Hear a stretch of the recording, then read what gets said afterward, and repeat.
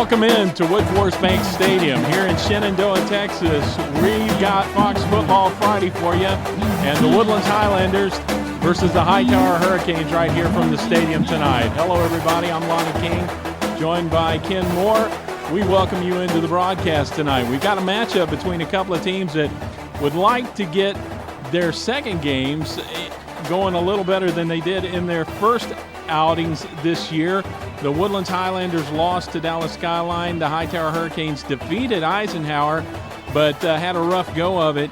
And Ken, these are two very different teams. Although they're used to playing against each other, they're very different than they have been the last couple of years. Yeah, absolutely. Hightower lost to the Woodlands at this point last season, 21-14, but both teams advanced deep into the state playoffs. Hightower going all the way to the state championship game, but now they only returned 4 starters out of 22 off of that team. As for the Woodlands, a little bit more experience. They bring back 11 starters off of the team that went to the regional finals that also lost to Dallas Skyline. And for the Hightower Hurricanes, they've got not only a boatload of players they've got to replace, they've replaced their head coach, new head coach this season, and just got the job in August is Patrick McGinnis, and he will take over the team, took over in game 1 and brings them in tonight. They've also got a quarterback that's got to replace a very talented Braylon Addison from last year. Right, absolutely. Braylon Addison, all-state quarterback, took his talents up to the Pacific Northwest to the Oregon Ducks. Now under center, Delvince Chandler. He was the backup last season. He's the new starter this year. Had a very efficient outing against Eisenhower. Went 4 out of 5, had 2 touchdown passes, no interceptions. They're going to need that type of performance once again here tonight against a stingy Woodlands defense. Last year, these two teams played. It was 21-14 the Woodlands. Safe to say that both of them, with the young offenses, are going to rely on defense again tonight. Yeah, absolutely. Hightower, they've always had a struggle on the defensive side of the ball, but not so much for the Woodlands. They only gave up 14 points a game in the 2011 season. If they get that type of performance in 2012, they'll make another deep run to the state playoffs. We had a chance earlier this week to visit with both head coaches. We'll see what they had to say about their squads right now. Amy Goodell. Tonight in the Houston area, we've got a matchup between a pair of teams that got off to starts last week that they'd like to improve upon in tonight's game. Woodlands Highlanders and the Hightower Hurricanes face off at Woodlands Bank Stadium in Shenandoah on the north side of the Metro Houston area. Hightower comes in with a 21-12 win over Eisenhower under their belts, while the Woodlands play at home for the first time after opening with a 42-28 loss to Dallas Skyline last week up in Frisco. Highlanders head man Mark Schmidt said that it was lack of varsity experience that cost his team the game against Mighty Skyline, but also give him reason to believe that his team has room to get better. We had a lot of first-time varsity players on the field, and against Skyline, which is a great football team, I was very encouraged. I saw those kids grow up in a hurry. And in spite of a win in the first game for new head coach and former assistant Patrick McGinnis, Hightower's new leader says his team is still working on finding the successors to guys like Braylon Addison and Josh Wilhite. We're still young on offense. We got to put together an offensive line. We're mixing and matching. We got some receivers who trying to mix and match. And like you say, the quarterback with Delvince Chandler, Jeremy Anderson, and Jalen Scott. We're trying to figure it out who's going to step there. As for tonight's contest, Schmidt is focusing his attention on a trademark of Hightower teams, their team speed. While McGinnis says his main concern about the Woodlands is the depth that they can send at opponents. You know, they've got great speed, and we're going to have to deal with that speed. They've got a tradition. They're a solid program, and, those two things together, will be a big chore for us. But, we welcome the opportunity and the challenge, and it makes us better. They have so much depth in which they provide seniors who know their program since 7th, 8th grade, in which they know what to do. Those kids are strong. They know the technique. They know to be in position. They're a great program. No matter which team is victorious tonight, the winner of this one gets a quality win to add to the season's resume. For Fox Football Friday, I'm Lonnie King. And that's a look a little bit closer at both these teams tonight. They're out on the field now, just about set to go, and we're joined by the third member of our crew tonight, Jay Darnell, and let's check in before the game tonight with Jay. Hello, Jay.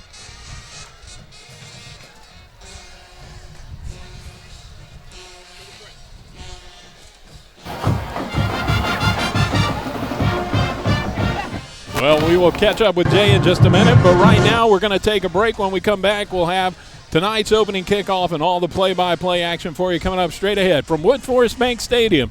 It's the Hightower Hurricanes and the Woodlands Highlanders on Fox Football Friday. Texas Emergency Care Center. We're a licensed, freestanding emergency room open 24 hours a day, every day. Whether it's a broken bone or chest pain, the doctors and staff at Texas Emergency Care Center specialize in emergency medicine. We're ready and waiting, so you don't have to. At Texas Emergency Care Center, you'll be seen in minutes. We're open 24/7 in Pearland, Cypress, and Atascocita. Find us online at txercare.com. A fanatic? Open a Texans checking account with First Community Credit Union and you could win a trip to the big game in New Orleans. Just visit TexansChecking.com and open your account. Signing up is easy and free. You'll get a customized Texans debit card. And best of all, you could win a trip to New Orleans for the big game or other great prizes like trips to Texans road games and the 2013 draft in New York City. Be a fanatic. Visit TexansChecking.com and sign up for your chance to win. First Community Credit Union, the official credit union of the Houston Texans. Thinking of changing jobs, or you're an employer needing to hire personnel, then you need to talk with Matter Staffing Services. Matter Staffing has been in business for over 4 decades and is one of the largest staffing services in the Houston area, servicing a national market. Matter Staffing has specialists wanting to serve you in the areas of engineering, accounting, administrative support, industrial, IT, marketing, and many other job categories. They have 7 locations to serve your staffing needs. Call 713-941-0616 and they can direct you to the office nearest you. Matter Staffing on Facebook, Twitter, and LinkedIn. One of the best things about State Farm is our accessibility. Oh, yeah? You can call us 24/7, get quotes online, start a claim with our smartphone app. You name it, we're here, anytime, anywhere, any way you want it. That's the way I need it. Any way you want it. All night? All night. Every night? Any way you want it. That's the way I need it. We just had ourselves a little journey moment there. Yep. Saw him on 83 in Fresno. Place was crawling with chicks. I gotta go. Any way you want it, it's the way you need it. Any way you want it. Hello, I'm Gerald Burke. And I'm Morgan Burke. I graduated from the Woodlands High School in 1998. I played football and I ran track there. Morgan and I are lawyers. We office at 24 Waterway, Suite number 660 in the Woodlands. I was a former prosecutor here in Montgomery County. Now I handle the criminal work at our office. I've been practicing for more than 30 years. If you have a legal concern, contact us at 713-862-7766 or check us out at thehometownlawyer.com. And as always, go Highlanders. Yes, sir.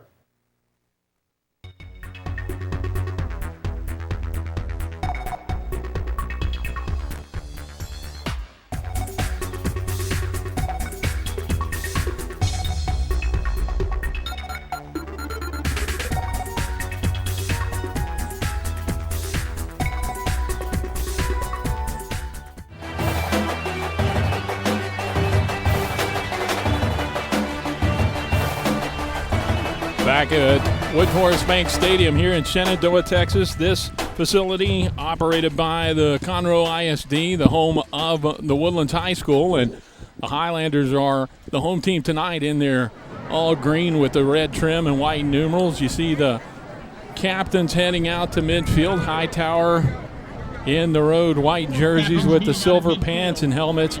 Ken, Hightower made it all the way to the Class 5A Division I state championship game. Lost a heartbreaker to South Lake Carroll last year in that state final up at Cowboy Stadium in Arlington. And as we mentioned earlier, this team that comes into this season is vastly different from that one, but they still feel like they've got a lot of talent to build with. Yeah, absolutely. They have a great program out in Fort Bend, does Hightower. They have a lot of talent. They are an organization, a program that consistently sends Division I talent to the next level. So they have a lot of athletes on this team, and they're looking to make a statement here tonight. Of course, they lost this game last year to the Woodlands, but they definitely want to come out tonight and make a stronger performance. Third member of our crew tonight is Jay Darnell. He'll be on the sidelines tonight. And Jay, let's check in with you for your thoughts before we get underway here. Guys, I told the season very often. Sorry, I don't know if you heard me there. The Woodlands does not lose in the regular season very often, and I would not expect that to happen 2 times in a row tonight. Well, they've got the luxury of being back on their home floor tonight, and they will receive to open this ball game up tonight. As Hightower will send the kicking unit out, and Andres Lopez, a junior, will kick it off for the Hurricanes back deep for Hightower. Pair of twin safeties. It will be Garrett Medor, a junior wide receiver, a senior wide receiver, joined by Garrett Harvey, a senior running back. They'll be the doubles deep, and as Jay mentioned, 42-28 loss to Skyline last week. The Raiders are considered to be one of the best teams in the state, maybe in the nation as well. They've got quite a bit of talent, so no shame in losing to Skyline in your opener, Ken. No, absolutely not. That's a team that they've had trouble with, obviously, the last two timeouts, but they look to put it behind them tonight as we get ready for kickoff in Conroe. And Lopez gets a running start and a toe into it. It's going to come down to Medor. He's out across the 20, 25, still on his feet, churning the legs, and he's going to be, and he's wrapped up out across the 25 at the 29. They may even give him the 30-yard line, and that is where the Woodlands Highlanders will set up shop tonight. First on offense as they come out onto the field here at Woodforest Bank Stadium. Well, we're going to see a very high-powered Woodlands offense. They averaged over nearly 400 yards per game last season, 35 points per game. They'll run a lot out of the shotgun, and that's where they set up shop. 1st and 10 at the 30. Blaine Gillespie as a quarterback, spread formation. Single back in there with Gillespie, and he's going to hand it off on first down. Straight up the gut into the middle of the line. On the carrier is Patrick Carr. Carr, the leading rusher last week for the Woodlands, and he gets the carry to start things off, picks up 8 yards on first down. It'll be second down and 2. Game time temperatures officially 92 degrees in the stadium. We do have a breeze that just kicked up, and we're very happy about it. We'll get you more on that in just a second. Second down, Gillespie still got the football, and he was trying to create there, and nothing opened up. Good pursuit that time by the Hightower defense, and he loses a yard back to the 37-yard line. Yeah, just no more than about 15 minutes ago during pre-games, it was about 100 degrees down on the field. Suddenly the sun has gone down. We have a southeasterly wind that's blowing through at about 8 to 10 miles per hour, so it's starting to actually feel like football weather out here in South Texas. Number 34, Josh Price on the stop that time. Got in there. Here's a quick swing pass out on 3rd and short. It's going to be complete, and it's going to be good enough for a first down. Completed to Houston Brown. Brown, the senior, gets out across the 40 to the 48-yard line. Give him 11 yards on the pickup, and that'll be enough for a first down. Houston Brown, a receiver that had a lot of experience last season, had 20 receptions, had 5 touchdowns in 2011. Right back to the line of scrimmage. Carr's going to try to get a carry, and he's going to try to get to the outside, but he's going to be wrapped up. There's Josh Price again. He had some help as well. Let's watch it on the replay here. Yeah, you see that just that little zone read, and they give it to the tailback, and he's gobbled up in the backfield. Price is a senior this year. He made some noise last year as a junior on defense for Hightower, and he is the anchor of that defense this year. Another quick screen underneath. Receiver is Chris Warren. He makes the catch. Is bumped out of bounds right about midfield. And they're going to actually say he went out at about the 49. Give him a yard. It'll be a 3rd down and 9 to come, though. Big play coming up on this series. You see Hightower in 4-man front, as they'll try to get pressure on the quarterback, see if they dial up some blitzes here tonight. 3rd and 9. Here's a throw from Gillespie. Tried to swing it out. Had a receiver open, but overthrew him, overextended his man. That's Chris Warren again, and he could not stretch out and bring it in. It's going to bring up 4th down at the 49-yard line. Well, good start for the Hightower defense as they try to get their offense on the field, try to control this Highlander attack.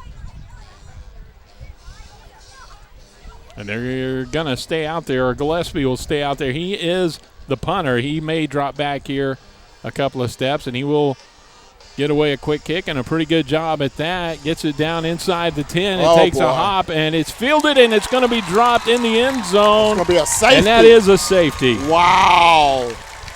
What? Ryan Smith, the DB, tried to field it, and I'm not sure he needed to, Ken. I don't know if he touched it when it went by. Well, I think that's the first case of the wind really being a factor in this ball game as it drove the punt over his head. And the ball appeared to go right between his arms, but it may have grazed his jersey, so he did the smart thing by recovering it. Unfortunately, he couldn't bring it out of the end zone, so that's going to be 2 gift points for the Woodlands. So what turned out to look like a pretty good start for Hightower turns into a disaster early on. Well, the defense had held, and so you got to give them credit for a stop on the first series against the Woodlands offense. And as Patrick McGinnis told us earlier in the week, they're going to rely heavily on this defense while the offense is trying to catch up and feel its way out early in the season here. Yeah, absolutely. And this is a Hightower defense that last season gave up about 22 points per game. So they're going to have their struggles, but they look for that to be one of the keys to their team. Well, now they'll have to kick it away after the safety. The Woodlands will get the ball right back, and you got to figure they'll get it in much better field position. And not a lot of rest for that defense on the far side of the field. Andres Lopez, the junior kicker, will bring out the tee with him. He's going to tee it up from the 20. A lot of times in college and at the pro level, you'll see punters come out and kick the ball away on these free kicks, but a lot of times here at the high school level, you will see them tee it up and treat it like a kickoff, and that's the way the Hurricanes will treat this one, as they tee it up at the 20, and Lopez steps it off, and he'll get a running start into it. Woodlands up 2-0 here, 9:20 to go in the first quarter. Ball's going to come down. It's going to come to Medor again. This time he's got a little running room back toward the middle of the field. Spins away from a would-be tackler, and he's dropped at the 45-yard line, and the Highlanders will start this possession in a little bit better field position. Yeah, this time they'll be out near midfield. They'll officially spot them at the 45-yard line where they'll set up shop against this Hightower defense. Gillespie leads his team back out to the line of scrimmage. Last week, he was 18 of 30 for 202 yards. Will swing a little lateral out on the wing. This is thrown out to his receiver, Jamie Taylor, the senior wide receiver who's one of the captains on this team. And he will get back to the 45, maybe the 46. Strung out nicely there by the Hightower defense. Yeah, just an easy design. You have the receiver coming around behind the quarterback, officially a lateral, so it'll go for short yardage. Defended well that time by the Hightower defense, 2nd and long. Gillespie wants to throw again, and he has a receiver, and again, it's Taylor, and Taylor could not hang on. It'll be incomplete. And bring up 3rd down and 9. Good defensive play out of the secondary. Keelan Taylor, will watch him come up as the quarterback delivers this pass. He'll deliver the blow right into the gut of the receiver, separating him from the football. Good play by Taylor. It'll be 3rd down and long once again for the Woodlands. 3rd and 9 to be exact. Spread formation, 2 receivers to either side. Gillespie flushed out of the pocket, throws across the middle, overthrows his intended receiver, Sean McKenna. And the pass will go incomplete. And it'll be 4th down. So again, the Hightower defense, Ken, does a good job of stopping the Woodlands. And they force another 3 and out, which is very uncharacteristic for this Highlander offense, but so far so good for the defense of Hightower. Now they hope for some better results on special teams. This time they will line up in punt formation, and kicking the ball away is Christopher Andritsos, a sophomore. He gets it off the side of his foot, and it's going to roll out of bounds at the 21-yard line. And so for the first time tonight, we'll see the Hightower offense head out onto the field, and they'll be led by Delvince Chandler. 8:43 to go here, first period. The Woodlands on top, 2-0.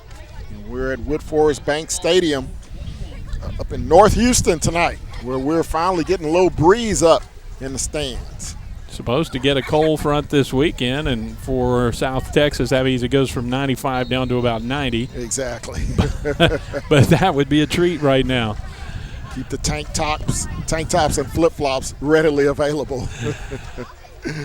Under center, the handoff on first down out of the I formation goes to Jaquin Henderson, the senior running back, who carries it out across the 20 to the 25-yard line. Give him 4 yards on the pickup. It'll be 2nd down and 6 after the first offensive play for the Hurricanes. Yeah, Henderson goes 5'8", 190 pounds. He'll be one of the key contributors in the backfield tonight, along with his running mate, Clone Kinsey. Under center again, Delvin's Chandler's going to hand it off. It is Henderson again, and this time he is wrapped up in the backfield and dropped back at the 23. That's a 2-yard loss, and it'll bring up 3rd down and 8. Now we'll see what Hightower dials up on their first 3rd and long here this evening. This is a team that primarily likes to keep the football on the ground. They have almost a 2-to-1 ratio, heavily favored again in the running game. 3rd down and 8. Ball rests on the left hash mark as Hightower moves left to right here in the first quarter of play. I formation again. This time Chandler will throw. He's pressured, and he's not going to be able to escape. He'll be dropped in the backfield, and back there in a hurry to get to him. Looks like it was Clayton Lowell, the big senior D lineman. Yeah, Lowell able to burst through on the scene. We'll see him lined up on the top side of your screen there. And he has a whole bunch of help as well as he comes through. Along has some help from his buddy Matt Miller, another senior defensive lineman on the play. So a defensive battle so far here in the first period. 6:50 and counting to go in the first quarter as Hightower lines up to kick it away. Neither team able to get much going on offense, and here's the punt. And a little bump, but incidental contact, says the referee.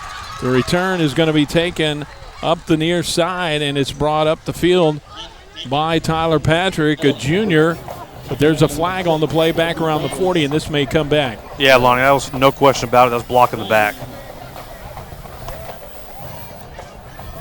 So instead of having the ball down around the 30-yard line, they'll step it off from around the 40, and this should move them back right back to around midfield, where it'll be 1st and 10, 6:34 to go here in the first quarter of play. The only score on the board is safety off a muffed punt, and the Woodlands has a 2-0 lead. Yeah, so instead of having great field position, the Woodlands will still have very good field position at midfield.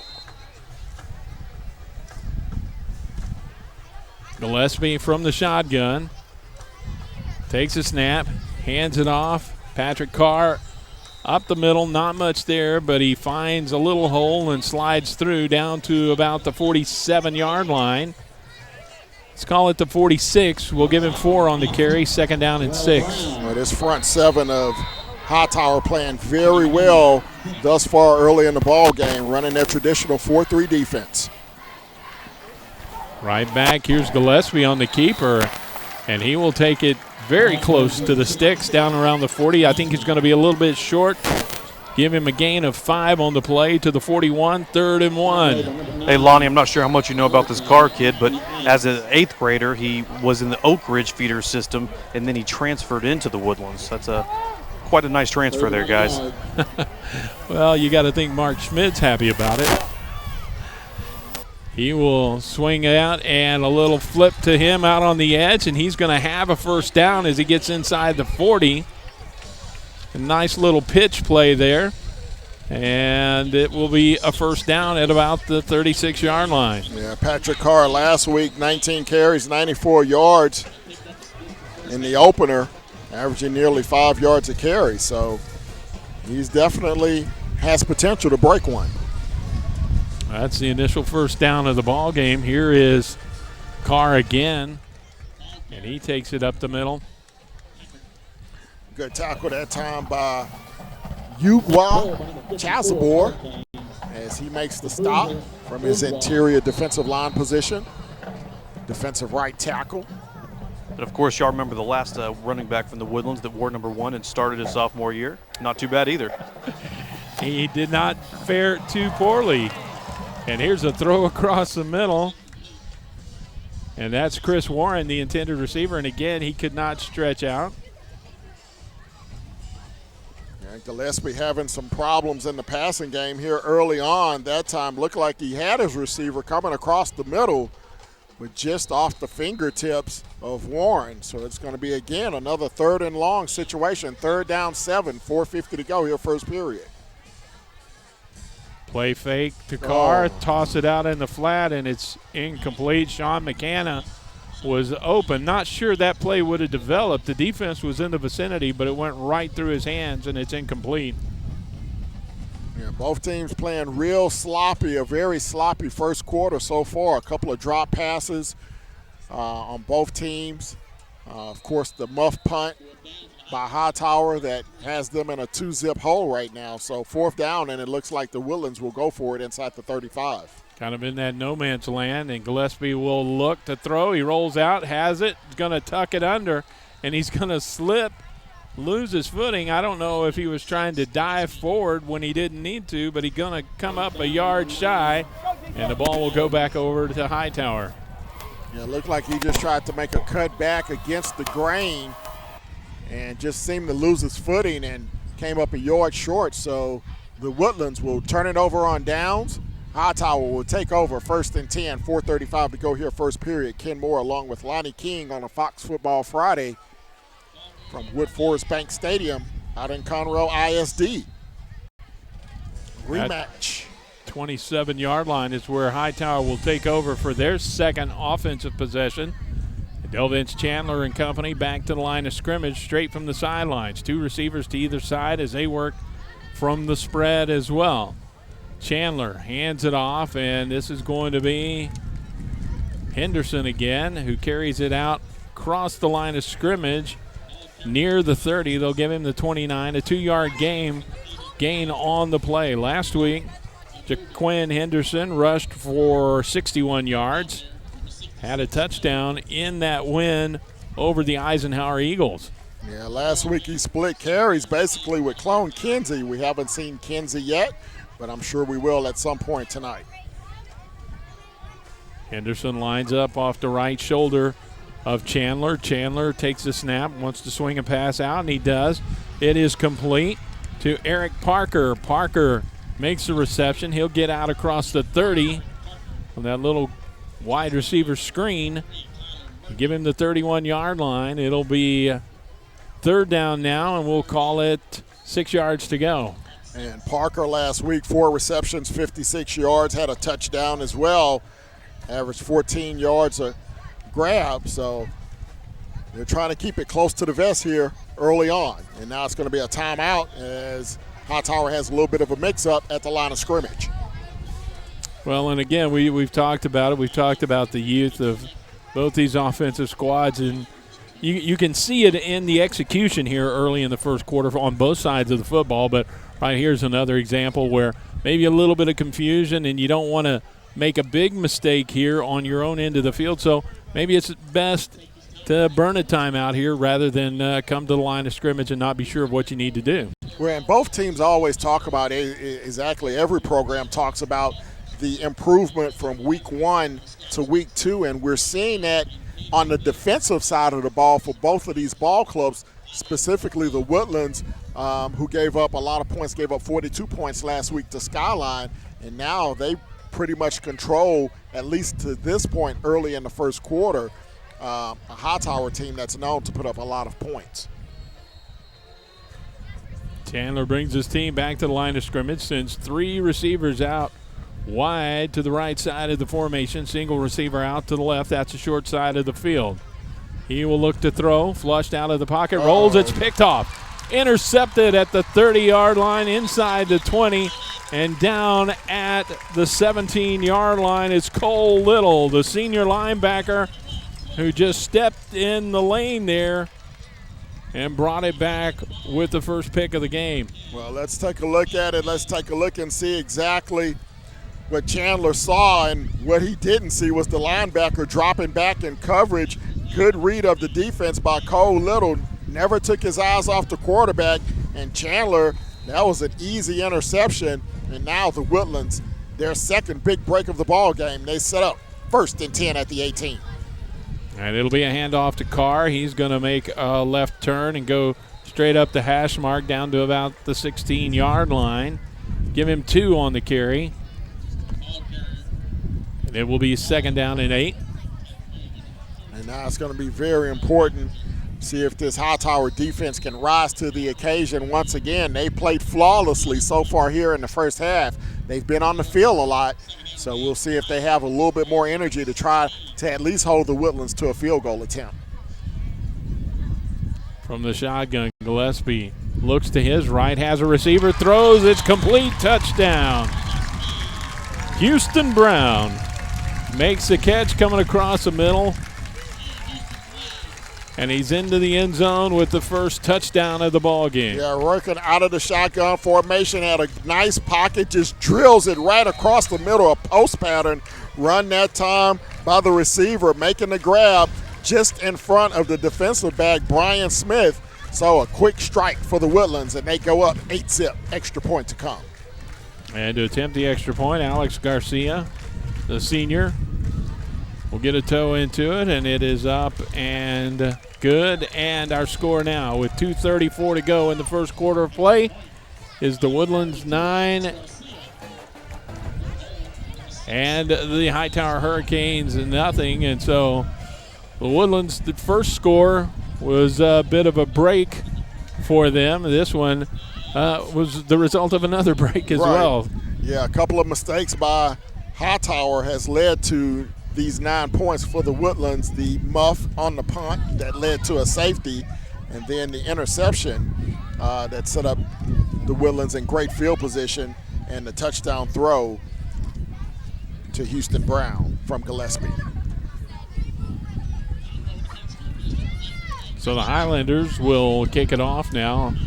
Woodlands finished their season last year 12-2, lost to Dallas Skyline in the second round of the playoffs, and then had a rematch. Promoter from up north came to Coach Smid before the season began, and they did not have a 0-week game, and so he took his team up to FC Dallas Stadium north of the Metro Dallas area, a nice facility up there, and they took on the team that eliminated them last year and did not fare any better this time around, but they're off to a good start tonight. High, short kick, going to come to one of the upbacks, and a fair catch was signaled for. Catch was made by Joshua Cook, and he took off with it, but I'm not even sure it was Cook that signaled for the fair catch. Yeah, I didn't see Cook signal for the fair catch because he took off running with the football. It may have been one of his teammates that signal for the fair catch, but nevertheless, the ball will be spotted just outside the 35 at the 36-yard line, and now Hightower will try to get their offense on tack behind their quarterback, Delfinch Chandler.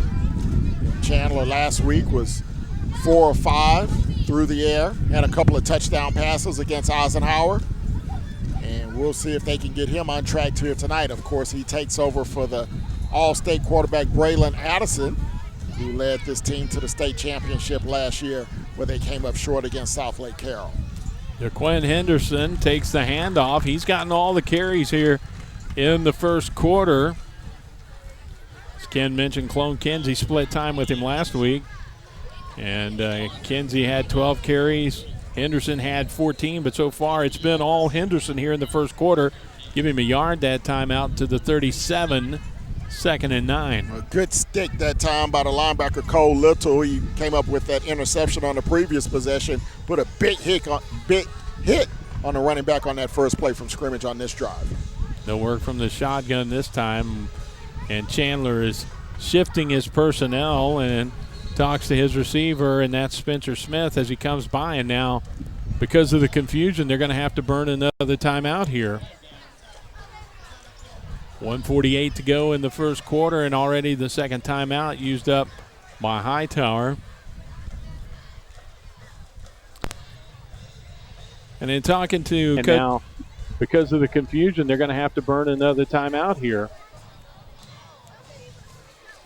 Talking to Coach McGinnis earlier this week, Ken, he talked about the fact that coming into the program, being named as a head coach so late in the season, kind of has them behind the eight ball. They're, not only trying to get familiar with him. He's been an assistant in the program there under Coach Abercrombie before him, but a lot of the faces on the coaching staff are new, and because of that, he's really kept or tried to keep the same offensive system that was used previously there at Hightower, and it'll be interesting to see as he starts to feel his way and get a comfort level there as the head coach if there are some changes in the system. Yeah, he definitely wants to keep the system as familiar and as comfortable for these players as possible. The last thing you want to do is upset the apple cart just before the regular season begins. 2nd down and 9 from the shotgun. Chandler's going to roll.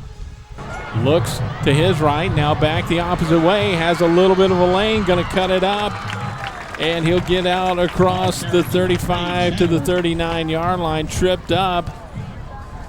And I believe getting in there with an arm was Mike Sierra Mataro, the senior linebacker, who stretched out and tripped him up and prevented maybe a big gain there. Yeah, good job of staying at home by the captain of the defense, Sierra Mato, as well as Ben Gilstrap, as they both stayed home on the far side of the field to minimize that game. It'll be 3rd down and 7.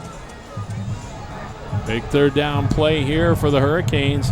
Not been able to get a lot going offensively yet. Chandler wants to throw. Steps up, now he's going to run. Has a 1st down, still on his feet across midfield. 40, 30, bumped out of bounds, and there's going to be a flag. It was a very unnecessary hit late out of bounds. Looks like the corporate was Kobe Brown, but a big-time run that time, scramble by Chandler. As you'll see him here, drops back. The Woodlands come with the blitz. Once they go with the blitz, he has an open lane up the middle, made 2 men miss near midfield, and he was off to the races after that. Finally, as you mentioned, he gives up going out of bounds, and just a bad play by Kobe Brown. Not smart at all. Well, it was the little added oomph he gave it after it was clear that Chandler was going out of bounds on his own. He might not have been too bad if he'd have just bumped him a little bit, but that push that drove him toward the stands on the near side, draw the extra 15, and now very good field position for the Hurricanes at the 15-yard line in the Woodlands territory.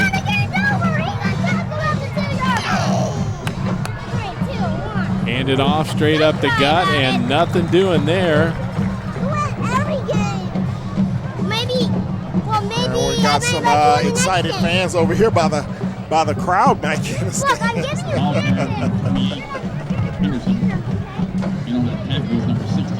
It's a loss of a yard on that last carry, down to the final 30 seconds here of the first quarter. And the clock rolls.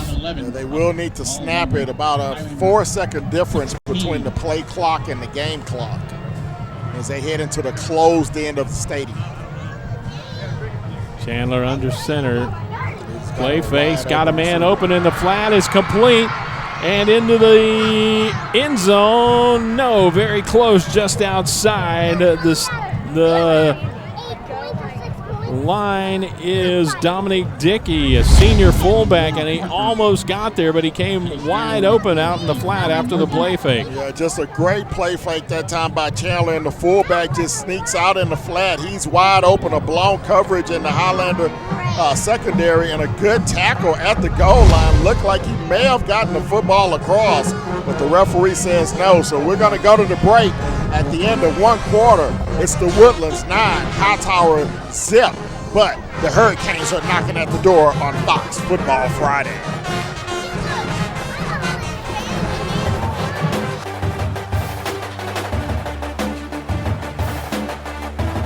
Hello, I'm Gerald Burke. And I'm Morgan Burke. I graduated from the Woodlands High School in 1998. I played football and I ran track there.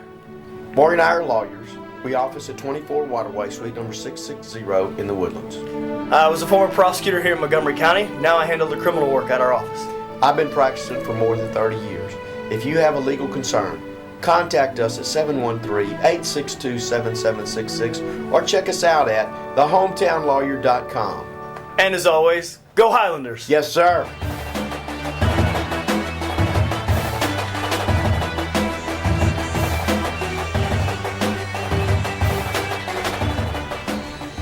Well, it's good to have Gerald Burke and his office on board for the broadcast tonight. We know they're always Woodlands Highlanders fans, and right now they're calling on their defense to try and put up a goal line stand as the Hightower Hurricanes come to the line of scrimmage. And Delvince Chandler, the quarterback, just takes it and sneaks it in between the guard and center, and he gets into the end zone for a touchdown.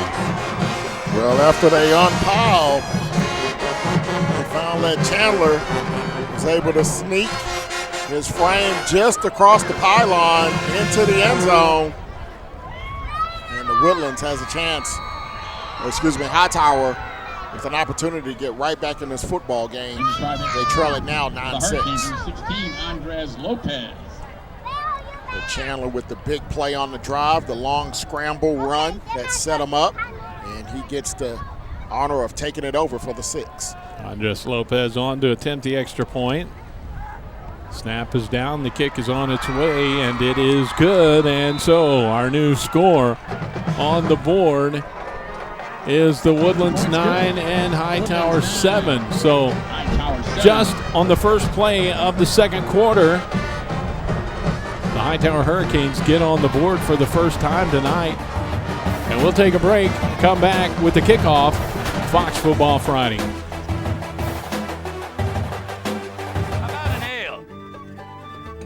Bigger.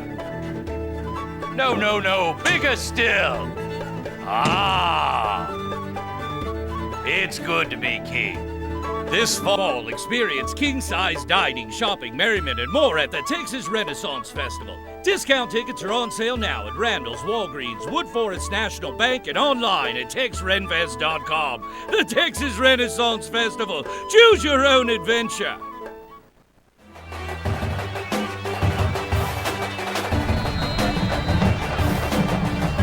Back deep, the Highlanders. Number 17, Garrett Medore.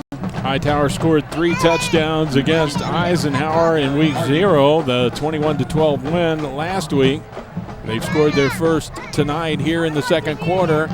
And the kickoff from Lopez is going to come down. It will go out of bounds along the near sideline, right about the 10-yard line. So the option will rest here with the Woodlands. See if they want to re-kick or possession of the football up the field. And that's the discussion right now with Mark Schmidt. Kick out of bounds against the kicking team. Woodlands will take it 30 yards from the kick. So you hear the decision is to take the field position out at the 30-yard line, and that is where the Highlanders will start the first possession of the second quarter. Yeah, and Highlanders, both teams really struggled offensively in that first period. Hightower finally got on track with the big scramble by Chandler that got them down near the end zone, and they were finally able to punch it in. So we'll see if the Woodlands can finally get their offense on track. Gillespie, 3 of 8 here in the first quarter, looks to throw and swings it out, has a man. It's Chris Warren, and it's complete. Out across the 35, out of bounds at the 36-yard line. That'll be a 6-yard pickup on first down. It'll bring up 2nd and 4. Hightower, they'll be content as long as they can try to minimize the yards after the catch. Second reception for Warren. Swing and pass out. It's complete this time. Deshaun McKenna. McKenna in the slot gets out across the 40 to the 41-yard line. 5-yard gain, but that's enough for a first down. Yeah, just a little in and out route on the far side of the field. You'll see the inside receiver go out, the outside receiver come in. The safety comes up, has a shot to make a good play in the backfield, but he misses the tackle. That allows the first down. Now, I think from that replay we could see that the ball might have been deflected just a little bit, but still got out to McKenna. Handoff on first down. Patrick Carr, the ball carrier that time, and he gets out to the 43, give him 2 yards on the gain. It'll be 2nd down and 8. And even though the Woodlands roll with 4 receivers, and they will swing a pass out. It's complete to Houston Brown.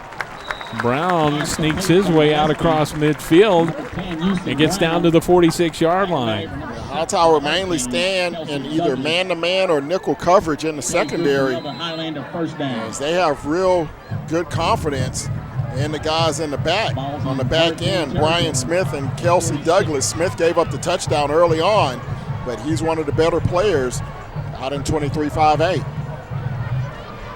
Here is a keeper, Gillespie, up the middle, and he's going to keep it and slip inside the 40 down to the 37-yard line. That's going to be a 9-yard gain, and it'll bring up 2nd and short. And now you see the Woodlands starting to pick up the tempo just a little bit on offense.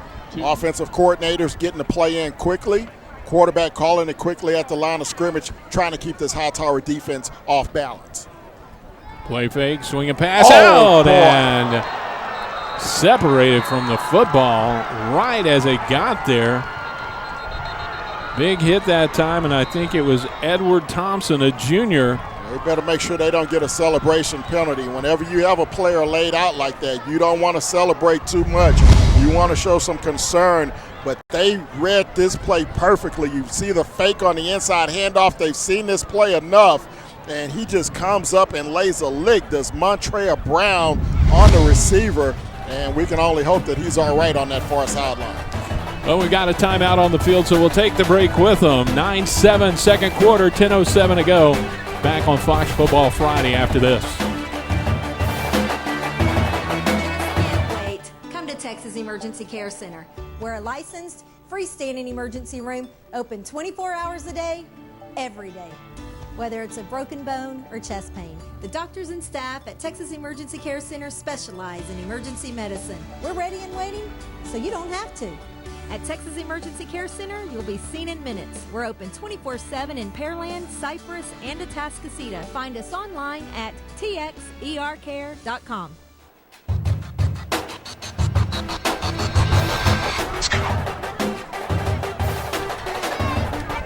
Off the field under his own power was Chris Warren, and that's a good sign, but the Highlanders back to the line of scrimmage with 3rd and short now. Will hand it off and trying to slip outside the tackles that time. On the carry was Garrett Harvey. Good play from Matthew Adams coming up. As you see, they got good penetration that time, slowed up the running back, and then Adams able to come up and make the stop, and it's going to be 4th and short now for the Woodlands. We'll see if they go for it or try to quick kick. And they will kick it. And Gillespie gets off a pretty good kick. It's going to bound at the 5. And 3 Highlanders right down there in the vicinity. And Sean McKenna will down it at the 3-yard line. Well, that's one of the advantages of having your punter as the quarterback. You can keep your offense on the field. You don't allow the defense to put anyone back deep. And now, as a result, you have Hightower backed up inside their own 5-yard line, trailing 9-7. 9:27 to go here in the first half. Gillespie last week had 3 punts, 34-yard average, down to 1 inside the 20. He's already had 1. Well, has this one down inside the 20, and the first one was muffed inside the 20 and then picked up, but resulted in a safety that gave the Woodlands the first 2 points of this ball game. And here come the Hurricanes back to the line of scrimmage, trailing by those 2 points, 9-7 with 9:27 to go in the second quarter. And we still have Jaquin Henderson, the senior, in at tailback. And he gets a handoff, quick hitter, and the ball comes loose, picked up, and returned into the end zone, touchdown. Tyler Patrick with the fumble recovery, and he takes it in from 4 yards out. But what a big hit on the tailback. Jaquin Henderson, as he had a hole through the middle and he just got submarine right at the 5. And picking up the football, scooping it up was Patrick, coming up with the big hit. It looked like it was 93 that time.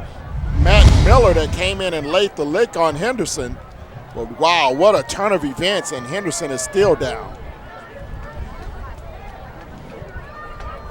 So with that touchdown, the Woodlands goes back on top 15-7 with the extra point to come. Now the concern on the field is making sure that Jaquin Henderson is okay. Well, a special teams mistake set up the safety that resulted in the Woodlands' first score. An interception set them up in good field position inside the 20 that led to the first touchdown of the ballgame for the Highlanders. And now a fumble return from about 4 yards out has resulted in their second score. And Henderson is up on his feet. That's a good sign. But the Highlanders now have 15 points, looking for the extra point here on this touchdown.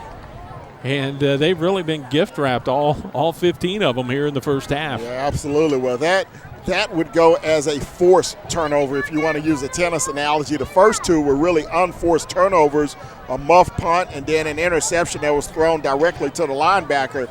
That was the result of a big hit on Henderson. And the way he's limping off, I don't know if we're going to see him anymore tonight.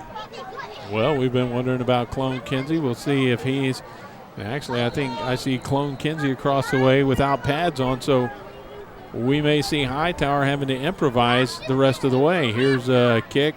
Extra point is up, and it is good. Off the toe of Alex Garcia, and our score. Extra point is good. 16-7. Take a break and come back on Fox Football Friday. Fanatic? Open a Texans checking account with First Community Credit Union and you could win a trip to the big game in New Orleans. Just visit TexansChecking.com and open your account. Signing up is easy and free. You'll get a customized Texans debit card. And best of all, you could win a trip to New Orleans for the big game or other great prizes like trips to Texans road games and the 2013 draft in New York City. Be a Fanatic. Visit TexansChecking.com and sign up for your chance to win. First Community Credit Union, the official credit union of the Houston Texans.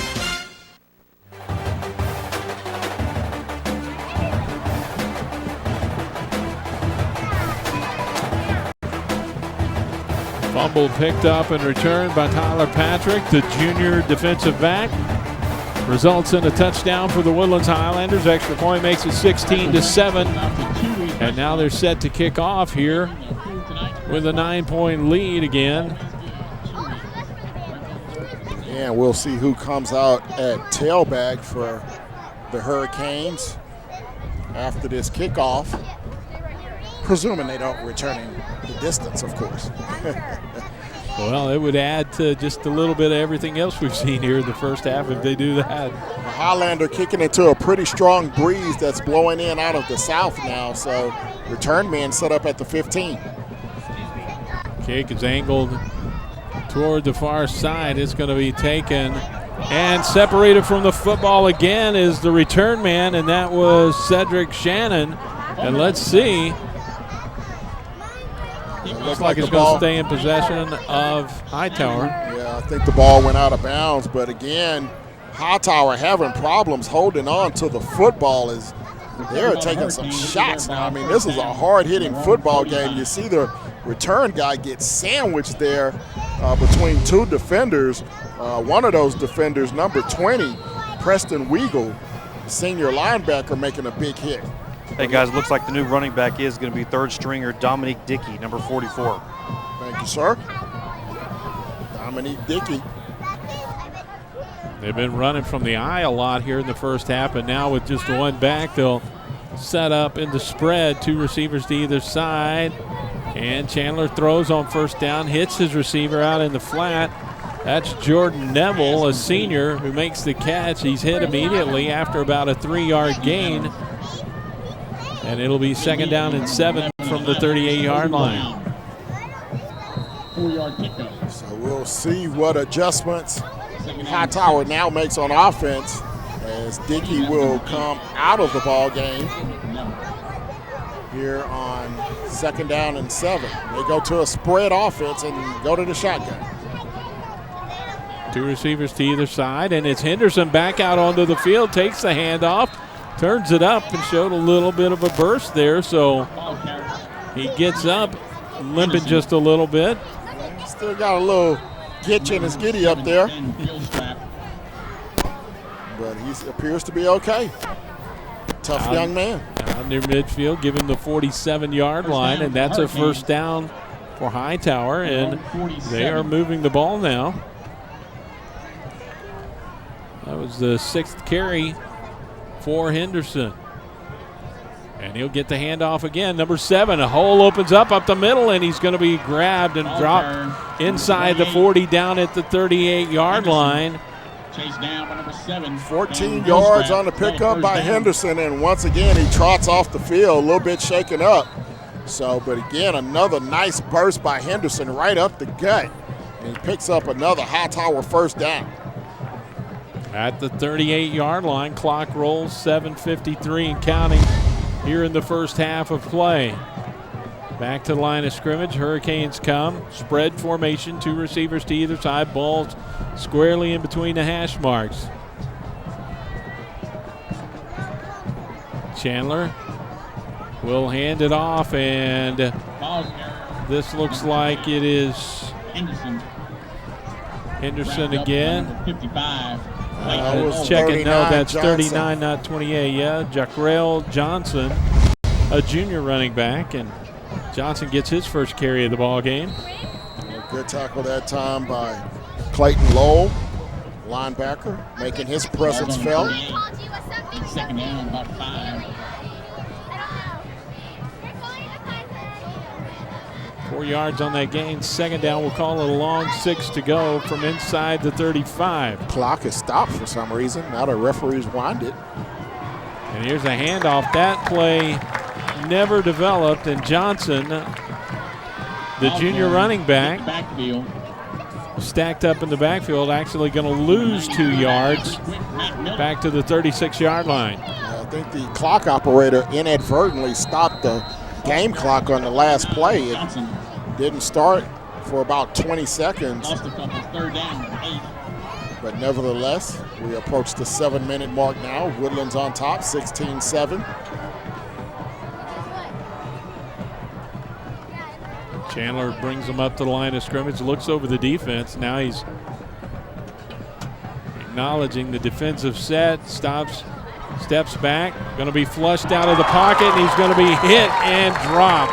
Ball carrier, number 3, Chandler. Big hit that time by Mike Ciaramataro, the senior linebacker. Hit in the backfield. He's got captain stripes, and this is what you want your captain to do. Put a lick, tailor-made tackle, wrap up, put your chin right between the shoulder pads, drive the quarterback to the turf. Great stop that time for Ciaramataro. Loss of 3 on the play brings up 4th and 11. The punting unit will come out for the Hurricanes.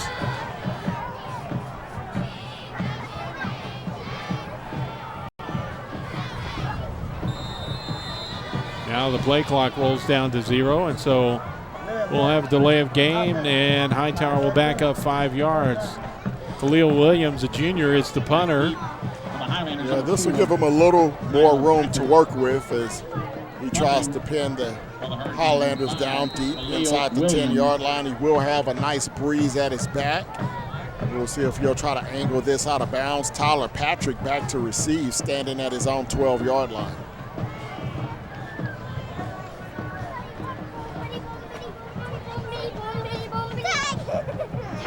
Snap back to Williams, gets a couple of steps and gets the boot away. Good kick down inside the 8, and bringing it back to the right is Patrick. He'll get across the 15 and out near the 20. Dropped at the 19-yard line. That'll be first down for the Woodlands from that spot.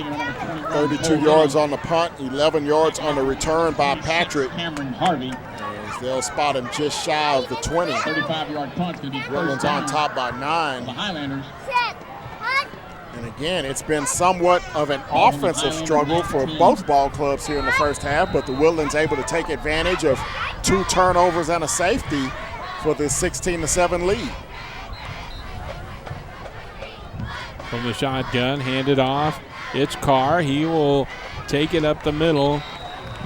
Comes around on that wingback play where he looks like he's going to move out on the jet sweep and then just makes a right turn up in between the tackles, and he gets out across the 25-yard line. Give him 6 yards on the carry, second and short. Hightower defense playing well as they stick to their man-to-man coverage. 4 down linemen, 3 linebackers. Handed off to Carr again, slips a tackle behind the line of scrimmage. Still on his feet, out around the 30-yard line. That's going to be good enough for a first down. That is a very good run that time by Carr, basically turning nothing into something as he picks up a first down over across the 30 to the 31-yard line as he escaped a couple different tacklers on that play. First and 10 at the 31-yard line. 2 receivers to either side of the formation. And there was movement before the snap. The receivers, both the slot receiver and the wideout on the left side of the formation out to the wide side of the field, were leaning forward, and they were off to the races just a split second too soon.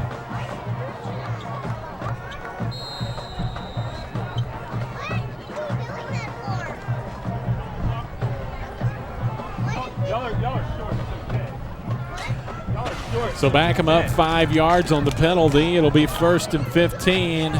Gillespie wants to throw, pressure from the backside, but he gets it off, and it is complete. Wow, catch is made out at the 38-yard line. That's a great catch over here on the near sideline. Coming up with the grab, Jamie Taylor, as he took a hit while he was trying to catch the football. So he took a hit, kept his feet in bounds, and kept control of the football. The trifecta there by Jamie Taylor to come down with that one. 12-yard gain on the play. It'll be third down, or check it, second down and 3. Gillespie throws near side again, short side of the field, has Houston Brown, makes the catch, takes it out across the 40 to about the 45-yard line. That's going to be good enough to move the chains one more time. It's good for first down. Again, Highlanders with this short ball control passing game, mixing in a little bit of the run, as they typically do. They'll throw it more than they throw it. Handed off, Carr's going to run left, follows his block, but can't get it to the outside. He's strung out and dropped just across the line of scrimmage. Maybe got a yard out to the 46. Going to depend on the spot, but it's still going to be second and long. Good defensive play that time by the Hurricanes. Look at it again. Yeah, coming up, you see Adams coming up from his linebacker position as he'll help bottle up the play. Also in on the grab that time, number 82, Terrell Brown. Call it a yard gain, second down and 9. Clock rolls, 3:20 to go. There's a swing pass, inside screen, and making the catch is Taylor again. And he will get it out across the 45 to about the 48-yard line. And again, you see out of the shotgun as they come up with the play. Just another quick little inside pass. Just shy of midfield, so it's going to be third down. We'll call it about 7 as they try to pick up the necessary yardage as we go under 3 minutes to go here before halftime. Going to throw, hit as he throws, and the pass is incomplete. Intended out there for Warren. Warren had to dive for it, but this one was a little bit more of a catchable pass than he's had a couple of opportunities earlier here in this game. Yeah, Warren just could not come up with the possession on that one, so it's going to be another fourth down for the Woodlands. Another good defensive stand by Hightower as they try to keep their team in this ball game until the offense can find a way to get on track. So they will set up in punt formation. Andritos out there for his second punt of the night, and he gets a line drive kick. Good carry on it. And it will hit at the 10, and it's going to bound into the end zone. Almost took a sideways roll. It took a little bit of a right turn there at at the 2-yard line, but finally dribbled into the end zone. And Hightower Hurricanes will come out 1st and 10. 2.5 minutes to go here before halftime. 80 yards away. A 55-yard We'll see if Mr. Chandler can dial up some magic and get his team possibly in field goal range or into the end zone before halftime. There have been times when both these offenses have looked like maybe they're starting to figure it out this season, but then the defenses have risen up and held, and now the Hurricanes come out, and they'll take a shot here before halftime. Chandler going to look over the defense, sends word out to his receivers on either side, calls the set, and now back in shotgun formation. Wants to throw on 1st down. Wide open, and now he's going to tuck it under and run, still on his feet, out across the 20, 25, and out to the 27-yard line. That's going to be a 7-yard gain. Yeah, and Highlanders right now in their dime coverage, 6 defensive backs, only 3 down linemen, 2 linebackers, as they try to protect against the big play. 2nd and 3. Clock continues to roll. Play did not get out of bounds or draw a 1st down, and now Chandler again will tuck it under. He's set to the outside, and now he's going to get a 1st down and step out of bounds across the 40-yard line. Big gain on 2nd and short, and he stops the clock in the process. Yeah, good play by Chandler this time, seeing that he didn't have anyone open downfield, and he just kind of directs his offense and gets his tailback out of the way, picks up the 1st down, gets out of bounds to stop the clock. 1:51 to go. 1 timeout for Hightower. And they'll try to preserve that until they absolutely need it. And they've got just that 1 timeout because they had to burn a couple early trying to figure some things out on offense in the 1st quarter. 3 receivers out to the left side. Chandler swings it out to Jaquin Henderson, though, out of the backfield on the right side. And he's going to be wrapped up. Not much there, and coming up to make the hit was Cole Little. Well, Henderson that time really didn't read the screen protection that well. Looked like all of his blockers had him set up to run inside. He ran to the outside right into the teeth of the defense. Only picked up a yard. The clock keeps churning. It's going to be 2nd down and long. At the 40-yard line, they come set. 3 receivers again out to the left side of the formation. Chandler in the pocket, under pressure, is going to throw, throws it away, avoids the sack. Good move that time by the quarterback, and it'll bring up 3rd down, but he lives to fight another day here. Yeah, I'm not exactly sure what they were trying to do on that play. Looks like the offensive lineman thought it was another screen pass as they invited the defense through to the quarterback, but there was no tailback in the area, so Chandler had to throw it away. 1:10 to go. Clock is stopped on the incomplete pass. 3rd down, and a big 3rd down play to come here for the Hurricanes. With 70 seconds left till halftime. Same formation as the first 2 downs. 3 receivers wide to the left side. Chandler pressured from behind, wants to throw, lobs it downfield, and overthrows his intended receiver. And trying to make a play on the football that time was Tyler Murphy. Yeah, Patrick Carr was the intended, Eric Parker, the intended receiver, and good defense over on that side. As you mentioned, Tyler Murphy with great one-on-one coverage to prevent the deep ball. So it's going to be 4th down now, 9 yards to go.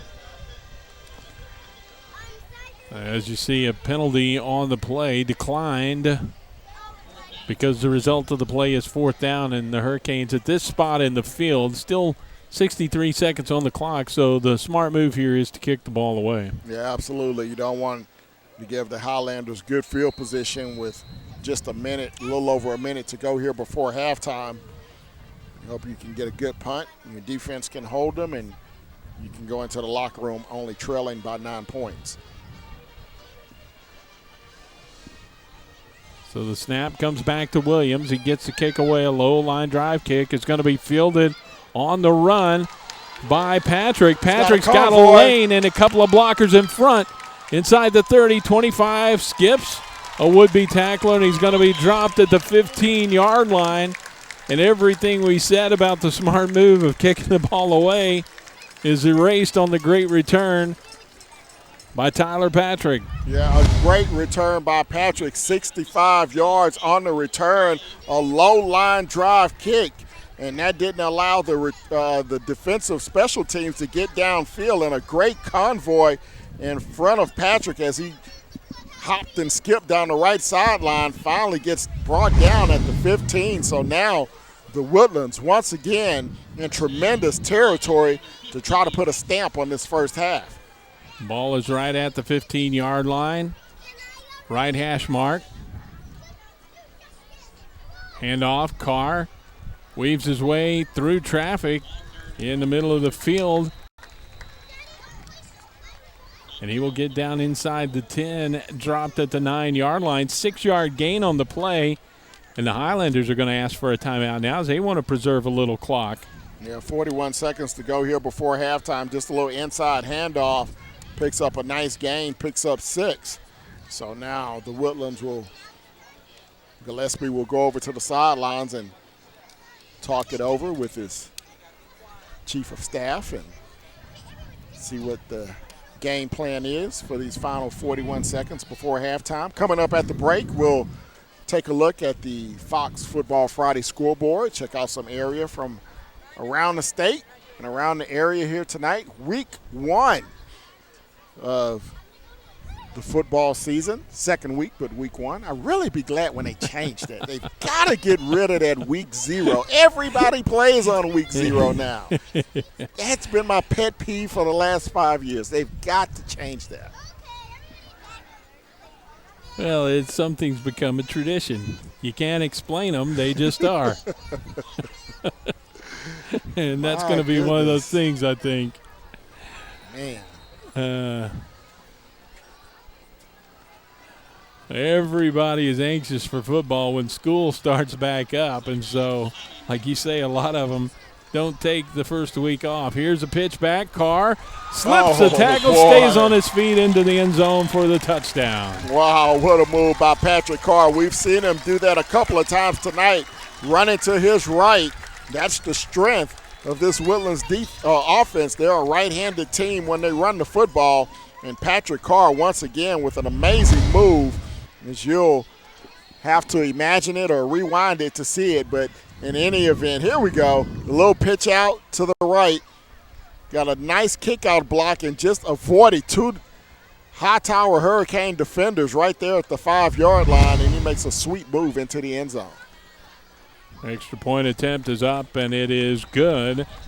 And so with 37 seconds to go here in the first half of play, our score is the Woodlands 23 and Hightower 7. And the kickoff will come here. And now if you're Hightower, what do you do here, Ken? Do you just try and take it into the halftime? Do you try and see if you can get something going? They've really had times tonight when they've looked pretty good, but then struggled with turnovers, and some of those forced, some of those unforced. Right. It really depends on what type of return you get here. If you can get something out past the 30-yard line, you may have about 25, 30 seconds to work with and still have a timeout, and you have the win at your back. So I could see you taking a couple of shots, but really anything inside the 30-yard line, you probably want to take a knee and try to avoid any other type of mishap here in the first half. Alex Garcia is out there to kick it off again, and he's been a very busy man here in the first half of this ball game. His team with a 23-7 lead just before halftime. This one's going to be a short kick, and he will get it up and signaling for a fair catch and making it is Eric Parker, the senior wide receiver, up at the 39-yard line, makes the fair catch, and that is where the Hurricanes will take over. Still 37 seconds on the clock. Now, see, I've never been a fan of that type of pooch kick in this situation because you give the team, in this case Hightower, good field position without making them eat up time by having to return the kick. You kick the ball deep. If they return it up to the 40-yard line, they've eaten up 6 or 7 seconds in the return. Now you give them really good field position at the 39-yard line. So that's a break for Hightower. Now we'll see if they can take advantage of it. And yet we see so many teams these days in the high school ranks going to that style of kickoff. Here's Chandler on first down, flushed out of the pocket, steps up, throws a wobbly, wounded duck down the middle of the field, and it was intended for Parker. He couldn't catch up to it, but neither could the defender that time, Tyler Murphy, in the area. But it falls incomplete. Yeah, I guess if you have a lot of confidence in your defense, and the Highlanders have played very well on defense here tonight, you take a gamble with something like that. But unless you really have a dynamic return man on the other team, which, Hightower so far tonight hasn't really shown the ability to spurn any really great kickoffs, I think you just have to kick that football deep. Yeah, down by this much, I think you just have to just throw it deep and hope something good happens, because I think if you turn it over here, they're probably just going to go ahead and sit on it with a big lead. Well, Chandler tried that time to set up and throw, but he was flushed out and runs again out across the 40 to the 45. Give him about 6 yards on the gain. Those are nice gains, but not what they need right now. It stops the clock, and 23 seconds to go. It'll bring up third down and about 5. And Jay, does the Woodlands, do they look like the more physical football team? That's the kind of the sense I get from up top here. There is absolutely no question about it. They are by far more physical than the Hightower Hurricanes right now, no question, offensively and defensively. Yeah, and that comes a lot, again, as we talked about in the pregame show. Hightower, a team that went all the way to the state championship last season, but that was a senior-laden team. Only 4 starters off of that team returned this year, so they are definitely in rebuilding mode and trying to build back up to reload to get another state quality championship team back on the field. This tonight is not it. Back to the line of scrimmage they come with 23 seconds left on the game clock. It is stopped out of the timeout. Chandler wants to throw, rolls to his right, now pressured and dropped in the backfield. Big loss on the play back at the 39-yard line. A loss of 6, and that'll bring up fourth down and 11. Clock continues to roll, and that may be the last play of the first half. Yeah, absolutely. And Chandler once again being chased down, and he's just gobbled up in the backfield. Getting credit for the sack is going to be Mike Silmarianto, who's had a great first half defensively, along with Austin Reeves as well.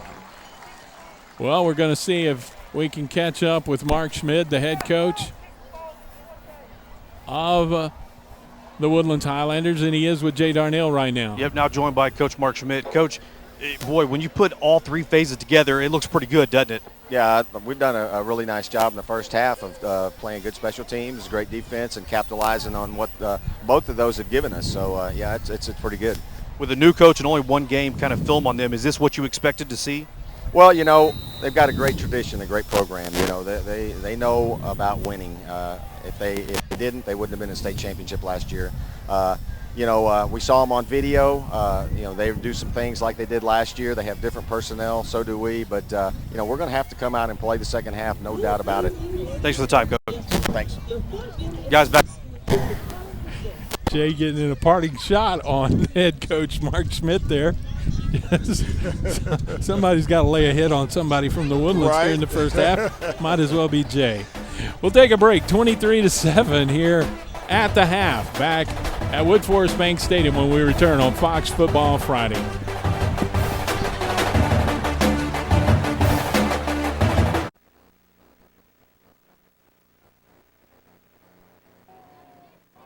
Halftime here at Wood Forest Bank Stadium in the Conroe ISD. Lonnie King and Kim Moore along with you for the ride tonight. And here at the half, Ken, it's the scoreboard 23-7 in favor of the Woodlands. Not really indicative of what we've seen in the first half. It's been a lot more of a defensive struggle than that. Yeah, absolutely. A lot of mistakes for Hightower early in this ball game. It started off with a safety on the first punt of the game. Brian Smith misjudged the flight of the football, ended up in the end zone. That was a quick 2-zip lead at that point. A couple of interceptions, a couple of turnovers, 1 interception, 1 fumble led to 2 more touchdowns, and that's where we are at the break with the Woodlands on top, 23-7. talked about some of the key seniors that the Hurricanes lost after last year's run to the state title game in Class 5A Division I.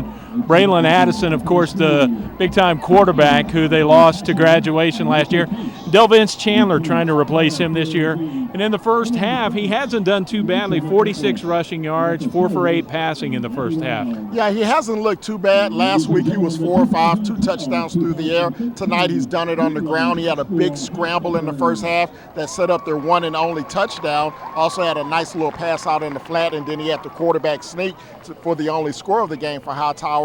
But on the other side of the ball, the Woodlands, they've struggled as well offensively. They have 23 points on the board, but it's been set up by their defense and special teams. And it may be a little bit hard to judge how these offenses are performing tonight because really the defenses were expected to be the leaders for both of these teams, especially early in the season. And I think we've seen that, especially from the Woodlands tonight. Yeah, absolutely. They've attacked the quarterback. They've really been tremendous against the run, and they haven't given up any big pass plays tonight. So they've held the Hightower Hurricanes in check so far for the first 24 minutes.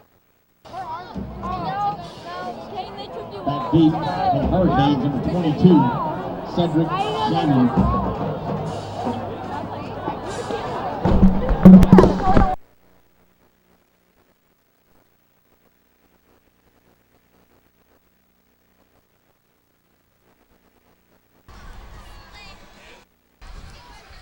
Kickoff. And bringing it back are the Hightower Hurricanes out across the 25 to the 28-yard line. The return that time is brought back by number 22, that's Cedric Shannon, and Hightower will set up shop 1st and 10 from the 29-yard line here to start the second half. And again, of course, Hightower really struggled offensively in that first half, only producing 7 points offensively. Chandler, not much passing the football. He did have a couple of good runs in that first half at the long touchdown on the quarterback sneak. 95 total yards for the Hurricane offense in that first half. But as we talked about, the turnovers killed them. Here on first down, it's Jaquin Henderson, who spins away across the 30 out to the 35-yard line. Henderson back out there. Banged up a little bit in the first half, came out for a few plays, but he's back out there to start the second half. Give him 7 yards on the first down carry, and it'll be 2nd down and 3. And we'll see if Hightower can open up the passing game just a little bit here in the second half. They are not built to be a come-from-behind team, as most of the damage is primarily done on the ground, but at some point they're going to have to put the ball in the air. Hand off up the middle again, and it's Henderson for the second consecutive carry. This time he's tripped up right at the line of scrimmage. Give him maybe a yard, but it'll bring up 3rd down and about 2. Just underway here in the third quarter of play, 23-7. A minute into the third quarter, and the Woodlands has the lead. Hightower trying to start off the third quarter with a drive here that would cut into that lead. Well, the Hightower defense was outstanding in that first half, holding the Hurricanes to less than 100 yards of offense. Under center, Chandler going to hand it off, and the ball is on the turf, still loose, and a scramble for it. And let's see, I think maybe the Hurricanes came up with it. The officials are going to have to sort this out, though, as it was bounced around a little bit. Yeah, as you see, Henderson just lost the football there, and a couple of players had opportunities to recover it. Looked like Dominic Dickey had the opportunity to fall on it for Hightower, and he did, to retain possession. So a big break for the Hurricane not to have another turnover, but they have not protected the football well here this evening. And here's the irony, that results in a first down for them at the 39-yard line. So not only a nice break that they keep possession, but the drive stays alive as well. 1st and 10 at the 39. Single back in behind Chandler, and it is Henderson. He takes a handoff, tripped up. Boy. And that was Little who got a hand out and tripped him up, or else he might have been broken big that time. Yeah, great defensive play again. Mike Cimertero And he's been all over the field tonight, the senior linebacker. And you'll see him fly up and just stick his big paw out and trip up Henderson. He falls forward across the 40 to the 42, but that could have been a big gainer. 3 yards as it is for Henderson. Henderson in the first half had 8 carries for 26 yards. Play fake to him this time. Roll to the right, and Chandler's going to tuck it under, tries to evade tacklers, and he gets out across the 45-yard line. Doesn't get out of bounds, although he was trying to angle to the sideline. It'll be a nice gain and bring up about a 3rd and 4 situation. Yeah, this is a big third down here early in the third quarter. Hightower needs to put a drive together, try to get some momentum on offense. Now, one thing we saw from the Woodlands to get them going, they started to pick up the tempo offensively, trying to keep the defense off balance. That may be something that Hightower needs to do here in the second half. 49 yards rushing now for Chandler after that 3-yard gain. He will look to throw here on 3rd down. Has a receiver. It's caught right in midfield, and that may be enough for a first down. It looks like they're going to give Eric Parker first down yardage on the catch. Yeah, Parker knew exactly where he had to go for the first down. Went right to the yard marker. You see him at the 50, turn around, make the grab, does not run backwards, just takes the lick, goes down, picks up the first down. Nice reception that time by Parker. 1st and 10. 1st and 10 at the 49-yard line. They've moved the chains again. 2 first downs already on this drive. 6 in the ball game now for the Hurricanes. And now before the snap, we've got a whistle, and the Hightower Hurricanes want to use a timeout. Running down the stats tonight. The stats are brought to you by Buffalo Wild Wings and our good friends here in the shadow of Wood Forest Stadium, helping to bring this ball game to you tonight. We appreciate them. Check them out before a game here when you're in the vicinity at Wood Forest Bank Stadium, or afterwards when this one ends and any game here at the stadium ends. Good place to go, Buffalo Wild Wings here in Shenandoah, Texas. Hey, Lonnie, actually my microphone works from Buffalo Wild Wings. I'm there right now. I was looking for you. I was wondering why I didn't see you down there, Jay. Let me up and order those cheese fries, will you?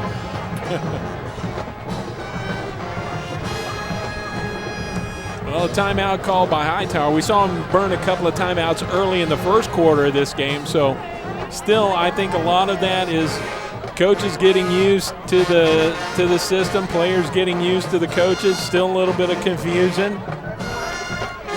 And a pretty good drive to start the second half here, and they want to keep it going without a hiccup. And 1st and 10 now, under center. Chandler pitches back to Henderson. Breaks away from the first hit, and he keeps his footing and gets inside the 50 down to about the 48. Henderson has been the bell cow here tonight, taking primarily all of the carries in the backfield except for a couple when he got shaken up in the first half.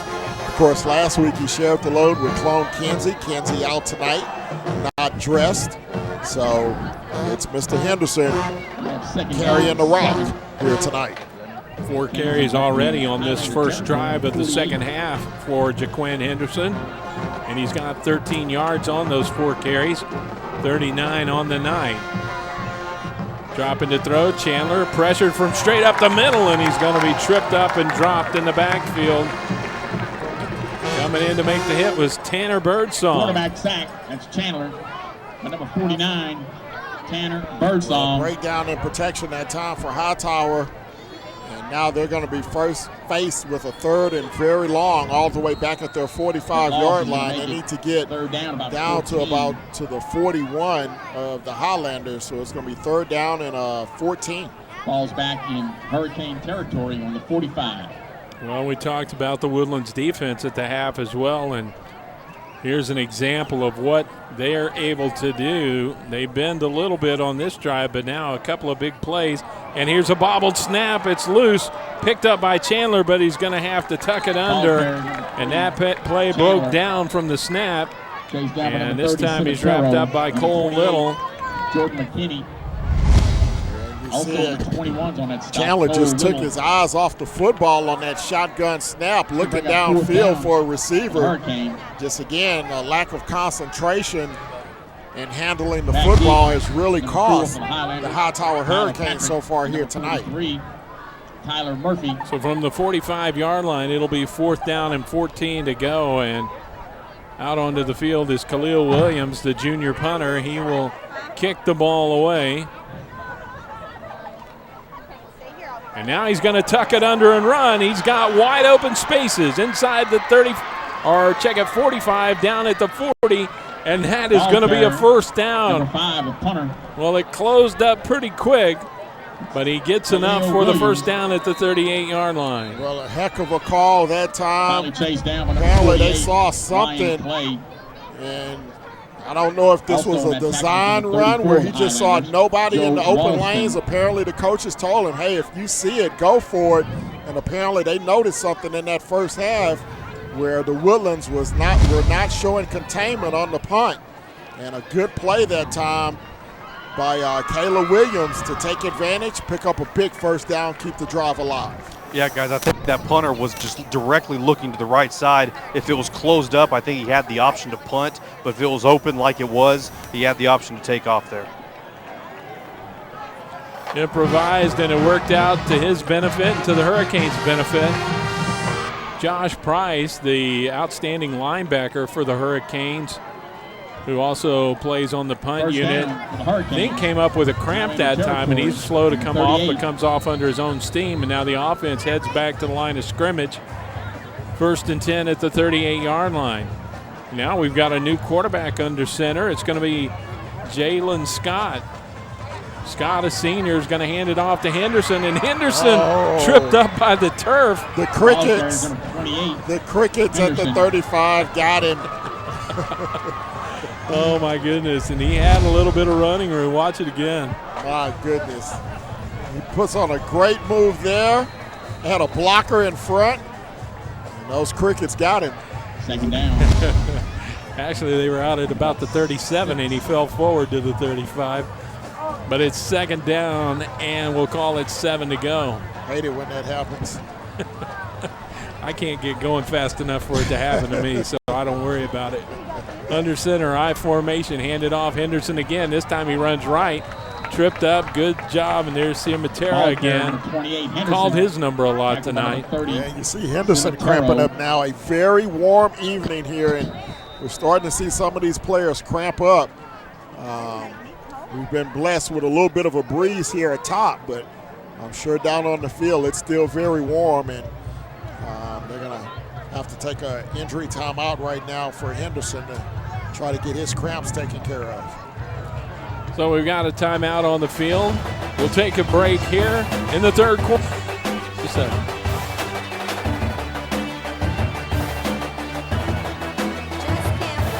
Come to Texas Emergency Care Center. We're a licensed, freestanding emergency room open 24 hours a day, every day. Whether it's a broken bone or chest pain, the doctors and staff at Texas Emergency Care Center specialize in emergency medicine. We're ready and waiting, so you don't have to. At Texas Emergency Care Center, you'll be seen in minutes. We're open 24/7 in Pearland, Cypress, and Atascocita. Find us online at txercare.com. Henderson will come out. Got up on his own. That's a good sign, but steps out for a play and a pitch back to Roosevelt Appleton. Appleton, a junior, listed as a linebacker on the roster, but lined up at tailback that time, and he's built like a tailback. And he carries it forward for a couple of yards, gets down to the 34-yard line. It'll bring up 4th down. Well, it's going to be a go-for-it situation here.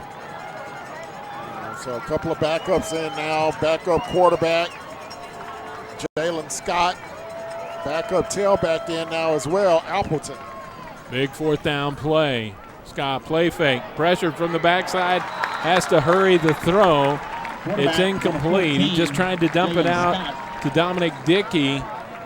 and he was pressured and could not get anything on to throw. Yeah, they tried again that little play fake, but shooting the gap was Taylor Birdsong. Also got some help from Ben Gilstrap as well on the play. Downs to the Highlanders. First down. So the ball will go over to the Woodlands. Nice little drive as Hightower moves the ball on the first possession here of the third quarter, and they eat up a lot of the clock here in the third quarter as well, but no points to show for it. And the Highlanders come out to the line of scrimmage. Gillespie from the shotgun, single back, that's Carr off his left shoulder. Looks to throw, now tucks it under and run, has a lane across the 40, 43-yard line where he's wrapped up. And that is Josh Price. Good to see him back out on the field as he makes the tackle, but a 9-yard gain. Yeah, and it'll be interesting to see what's going on with Chandler on that far sideline, if he's just a little bit fatigued or if he's shaken up or if they just wanted to get the backup a little playing time. We'll have to find out. Let me correct myself. It was Josh Cook, 24, not 34, Josh Price. And this time Patrick Carr gets the carry, and he will carry it out across the 35, and that'll be enough for a first down. Under 3 minutes to go here in the third quarter. 23-7, the Woodlands with the lead. Lonnie King, Ken Moore, Jay Darnell with you. Movement on the line. This is going to be offsides. This will be a free down for the Highlanders, but being dropped in the backfield is Gillespie. Yeah, it looked like the outside linebacker jumped offside for Hightower. I think it was Joel Williams who jumped in there, number 11. He just trying to read the snap count and jumped a little bit early. One of the few penalties we've seen tonight. Really is not a lot of penalties on either side. We Ball's in Hurricane territory. 3 for the Woodlands and the second one on Hightower there. Or is that just the first? It's the first on Hightower. Here is Gillespie, and this time he's going to be stacked up in the backfield. That time it's 34, Josh Price. Good defensive play on that far side. Riley. As the penetration got through. Drop him in the backfield. Lost a couple. Second down. Island. Second down. Call it 7 to go from just on their own side of the 50-yard line. Timeout Highlanders. And the Woodlands is going to call a timeout here. So with the break, we'll take it with them. 1:45 to go here in the third quarter of play. 23-7 our score on Fox Football Friday. Following footage was captured at a local grocery store. This man just took money from his bank that wasn't in his account. Did you catch it? Let's see that again. There. He just got 10 cents back for every $10 or more purchase on his debit card with cashback counts checking from Community Bank. Imagine a bank that actually pays you to use your debit card. Swipe all you can from your bank. Community Bank of Texas. Bank where you live.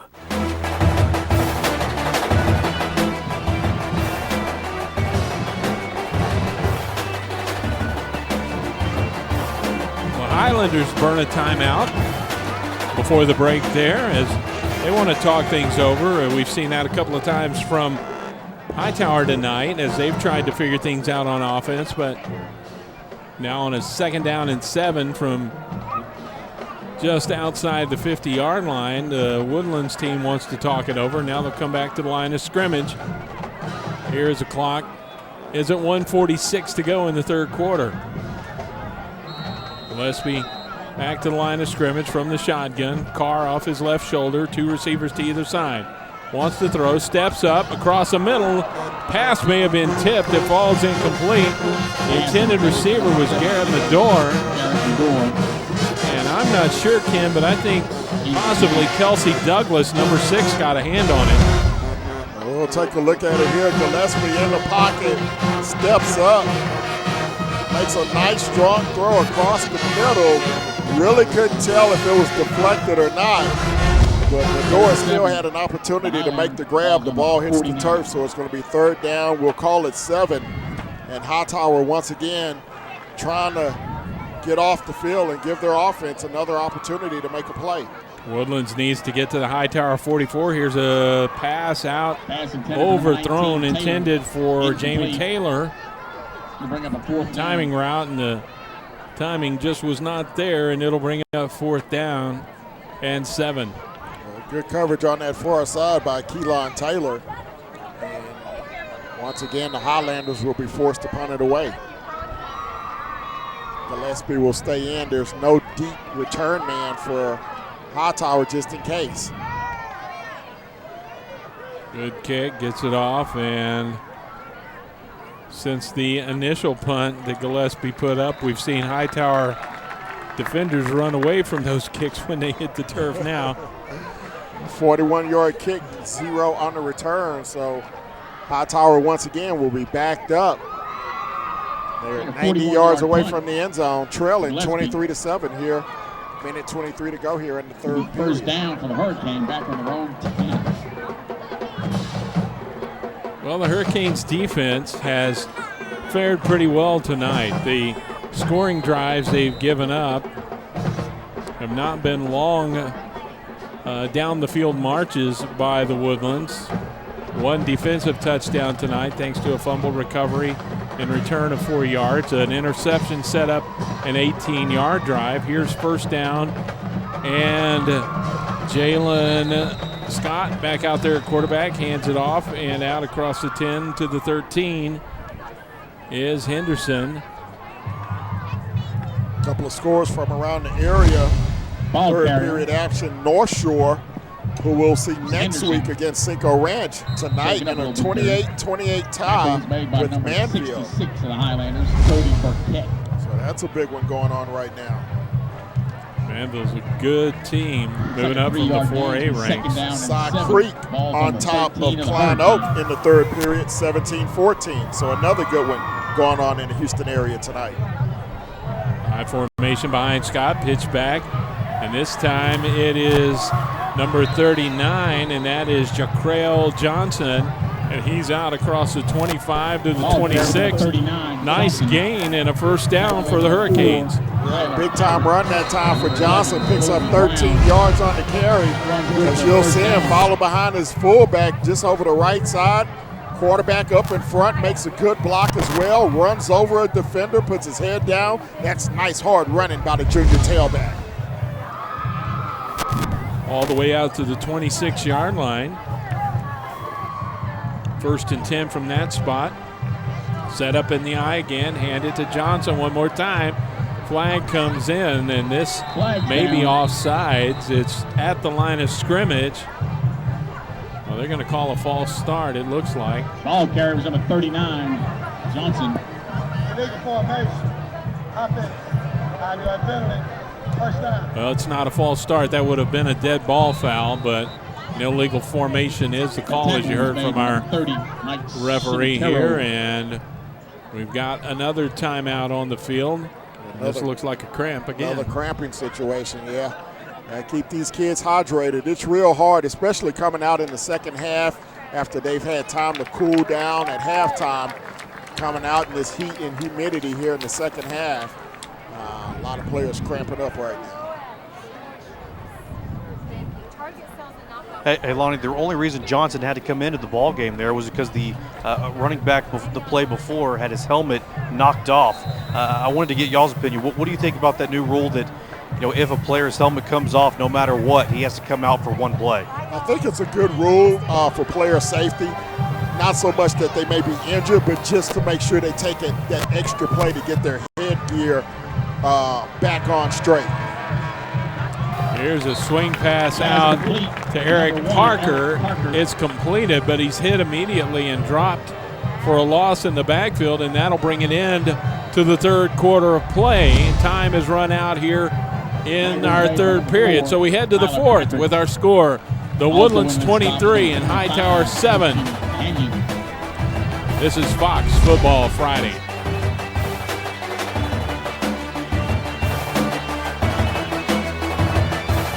Hello, I'm Gerald Burke. And I'm Morgan Burke.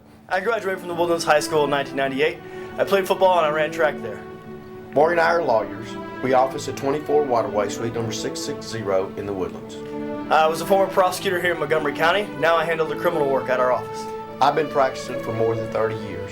If you have a legal concern, contact us at 713-862-7766 or check us out at thehometownlawyer.com. And as always, go Highlanders! Yes, sir.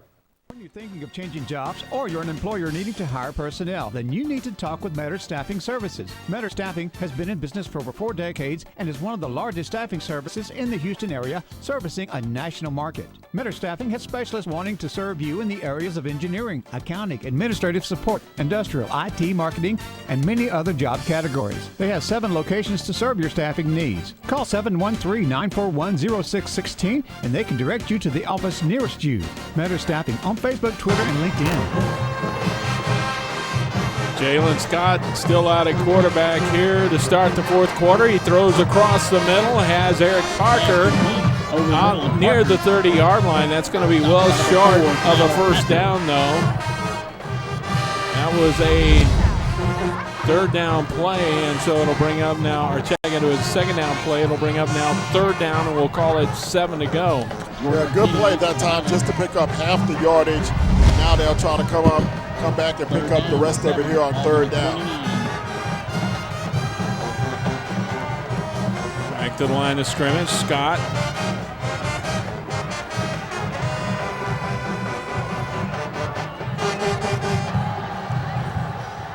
Going to keep it himself, and he's going to be wrapped up in the backfield. See Matara in there to make the hit. He gets up, look like he's fighting a cramp as well. A lot of dehydration out there evident on the field here, especially in the second half. Yeah, see Matero making another big hit that time in the backfield to make sure that the player does not pick up the first down. Back deep. So it'll be fourth down. We'll call it 8 yards to go, and number 4, Khalil Williams will be in punt formation to kick this one away.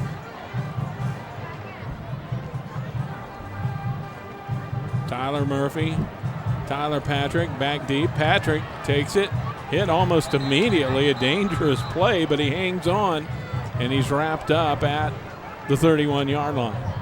Yeah, one of the gunners getting downfield to make that tackle, Joshua Cook, wrapped him up and did not let him go. Or actually, correction, that was 21, Edward Thompson on the tackle.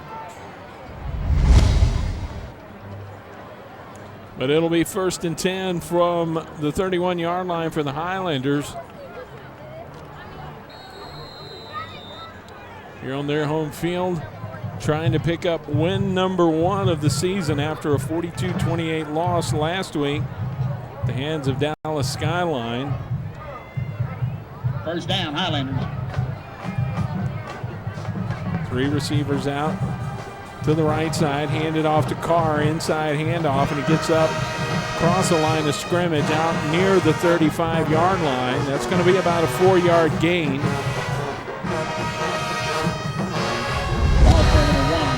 As for Hightower, they've looked good here defensively tonight. In case you just joined us, the 23 points on the scoreboard for the Woodlands, 2 touchdowns on the result of turnovers, one directly, a fumble recovery by Tyler Patrick, scampered into the end zone. The other off an interception.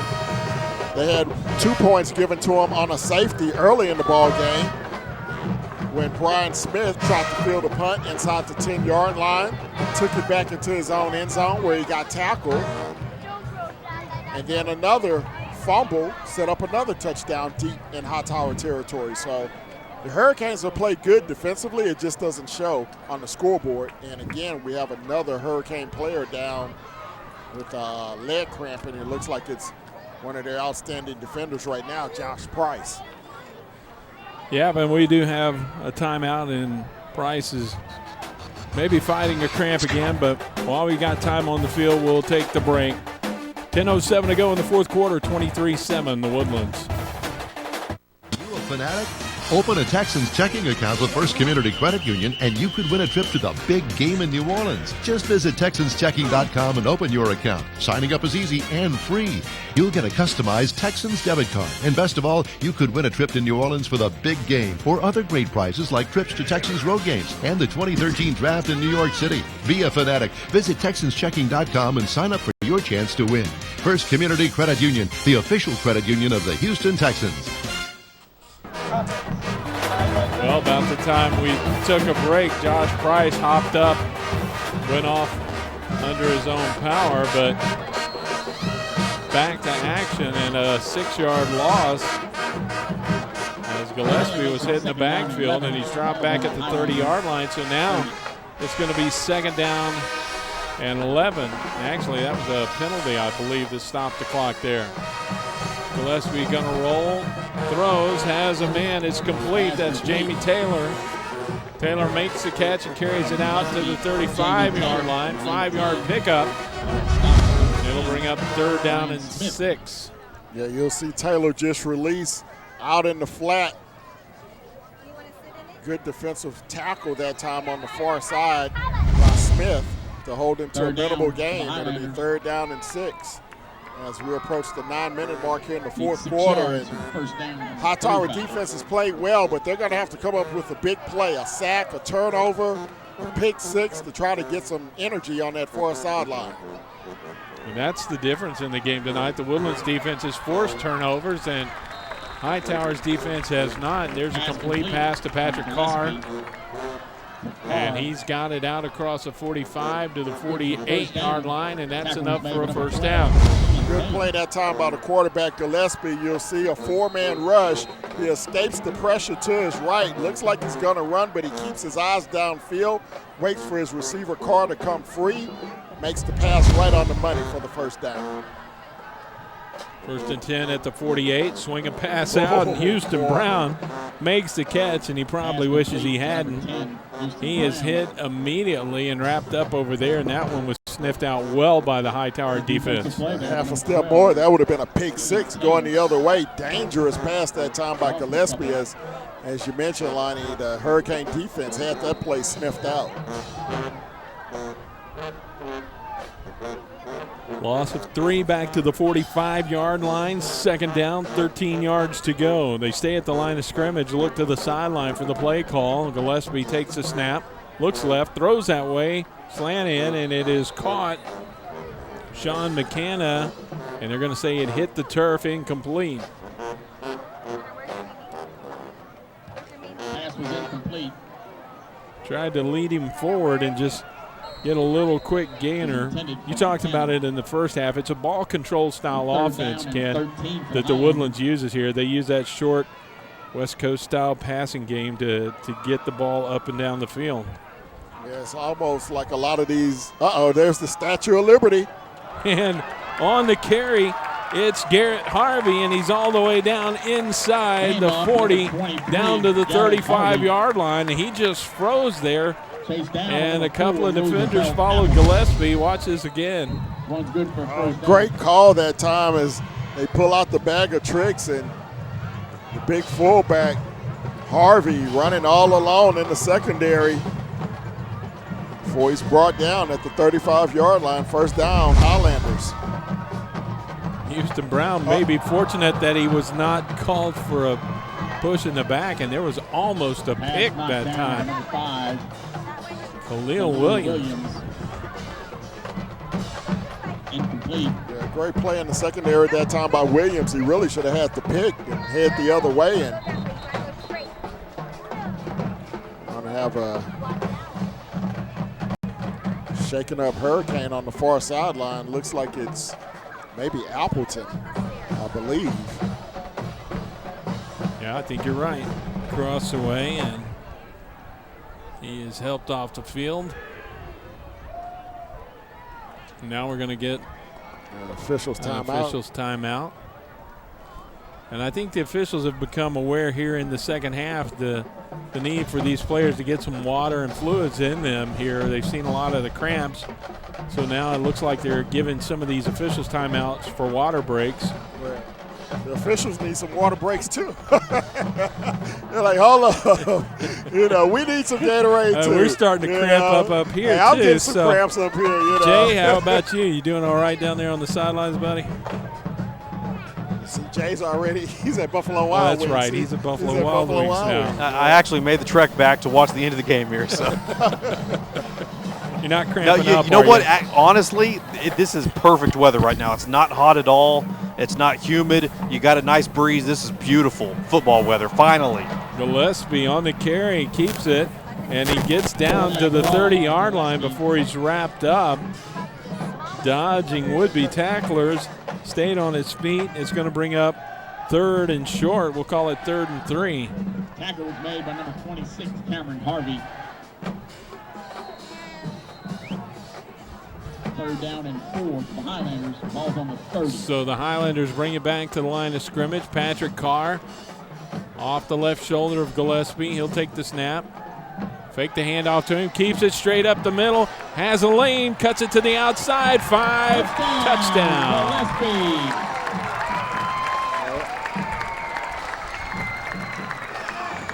That may be the nail in the coffin for the Hightower Hurricanes tonight, as Gillespie on the quarterback keeper over the left side is able to outrun the Hurricane defense to the end zone. And now the Woodlands firmly in control as they lead it 29-7 with the extra point to come. 30-yard touchdown run for the quarterback. As we start to look ahead to next week for both of these ball clubs, Hightower, they will just go right down the road here on I-45. They'll be, on the other side of town, they'll be taking on A-Leaf Taylor over on the southwest side next week. That game will be next Friday night at 7 o'clock as they look to rebound, as they're, with the looks of it, are going to fall to 1-1 on the season. And the Woodlands, they'll take on a team we saw last week at Reliant, the Katy Tigers. And that one will be right back here next Saturday night. And our Fox Saturday night crew will have that one on foxsportshouston.com. Extra point attempt.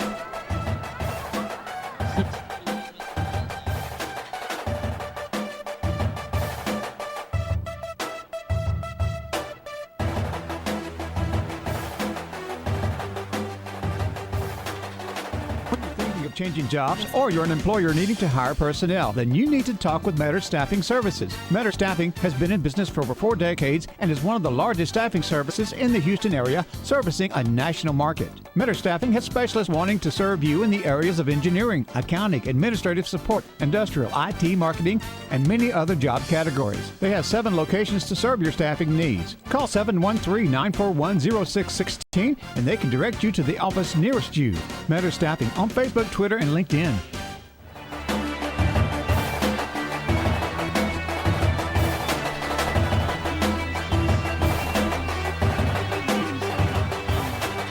Extra point attempt by the Highlanders was no good on that last touchdown. This is by Alex Garcia, and so the score remains 29-7, but 6:41 to go in this ball game. And Ken, you mentioned it a minute ago, that might be the score that seals the deal for the Highlanders. Yeah, still trailing by 3 touchdowns. And a bobble on the kickoff. Now, I thought the knee was down, but he picks it up, and he's sailing across the 50 and into Highlanders territory. Cedric Shannon, I believe, is that? It is. Yes, Cedric Shannon. So look at it again. Maybe his knee was not on the turf whenever he picked that up. We'll see what it was here. Yeah, we caught the tail end of the fumble and the pickup, but nevertheless, Shannon scooting down that far sideline and finally dragged down from behind near the 40-yard line. So still 6.5 minutes to go. And even though it looks bleak for Hightower, they still have an opportunity. If they can score quickly and a couple of fluky things happen, they can try to get back into this ball game. But they need to score in a hurry. And looks like Chandler is back in at quarterback. He is. Empty backfield, 5 receivers. Drops the snap, now pressured. Tries to dodge a defender, keeps it himself, now still under pressure, and he's going to be dropped back at the 46-yard line. And that play was just no-go from the get-go. Yeah, a low snap from center that time, and that really disrupted the entire timing of the play. And Chandler trying to do his best impersonation of Michael Vick, if you will. But trying to do his best impersonation of Braylon Addison, but he just one number too high. Yeah, exactly. Exactly. A big junior, Zach Kolchik, was in there as well, pressuring in right up the middle. Chandler again stands in there, pressured, flushed out of the pocket, on the run, has to throw it away, and he gets it away. A good decision that time by Chandler. Saw he had nowhere to go, just threw the football away. Of course, that man Cemeterio was on his case once again. As defense of the Woodlands now, they're just pinning their ears back and coming after the quarterback. They know they have to throw it on just about every play now, and so that's what you love as a defense at this point in the ball game. You have a big lead. You force the offense to become one-dimensional.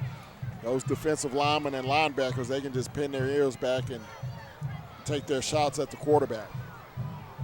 3rd down, 15 to go. Ball is at the 46-yard line. In the Woodland side of the field, we've got a flag, and the play is stopped before it gets going.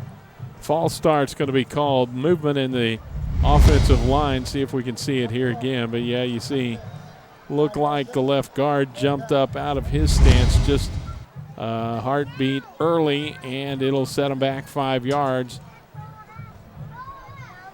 From what you've seen here tonight, how do you project this Woodlands team taking on Katy next week? Well, we've seen them both now. Is that a loaded question? Let me ask you after this play what you think. I've got some opinions, but maybe we can share with each other and get Jay's as well.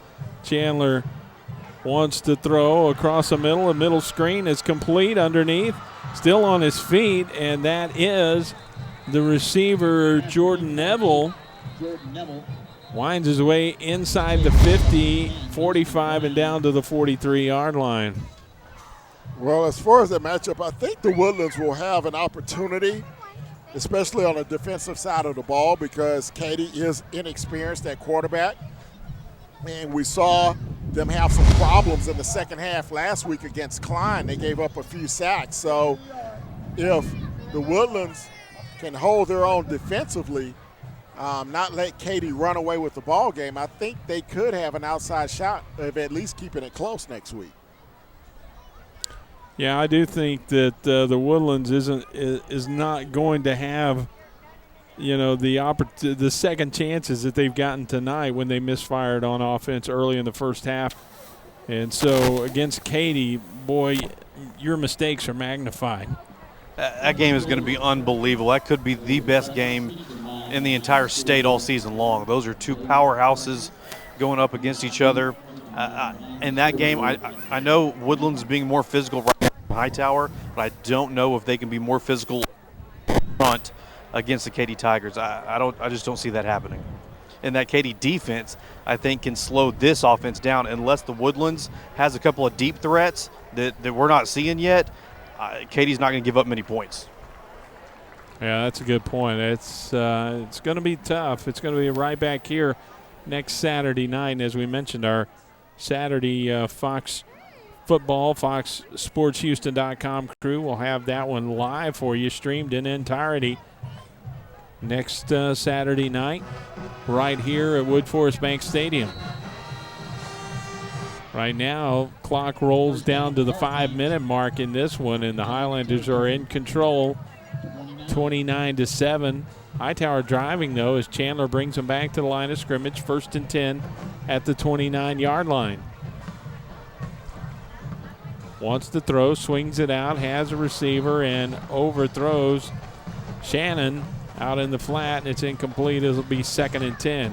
And speaking of Katy, they defeated A-Leaf Taylor tonight, but it was a very close ball game. Katy wins it 23-9. So, and Katy defense, again, being very stout, but they only put up 23 points against A-Leaf Taylor. So, you know, we'll check out the breakdown later, but it may be something that the Woodlands can look at. I'll tell you what, Taylor doesn't get a lot of press, but they've got a lot of Division I talent. Very athletic team over there. Should be the class of District 18 5A. Here's a pass on 2nd and 10, and it is complete on the slant route. And that looks like Neville again who makes the catch. You know, Lonnie, I thought the same thing about Katy last year when they played A-Leaf Taylor pretty close, and then they proved that was just a one-game thing. I'm surprised that it happened 2 years in a row, though. So you're saying it's second game blues? Absolutely.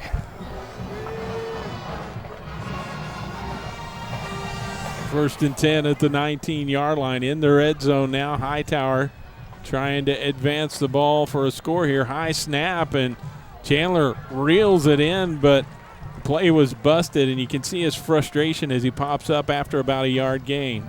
Yeah, Chandler going up like a power forward that time to get a rebound as a high snap, and again, the timing of the play thrown off, and young quarterback just picking up what he can, picks up a yard. It'll be 2nd down and 9 as we approach the 4-minute mark to go here in the ball game. Hightower still with 2 timeouts, but they need to score quickly and start going for the onside kicks.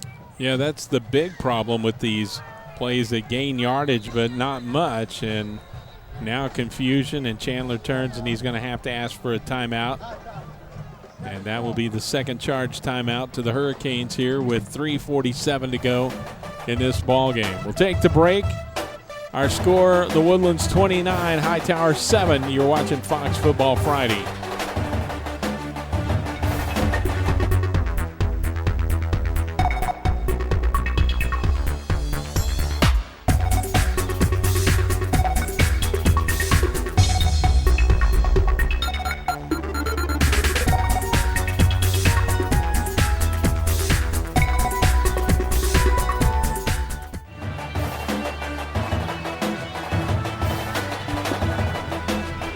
Presented in part by Buffalo Wild Wings of the Woodlands here in Shenandoah, Texas. This is Fox Football Friday's coverage of the Woodlands Highlanders and the Hightower Hurricanes.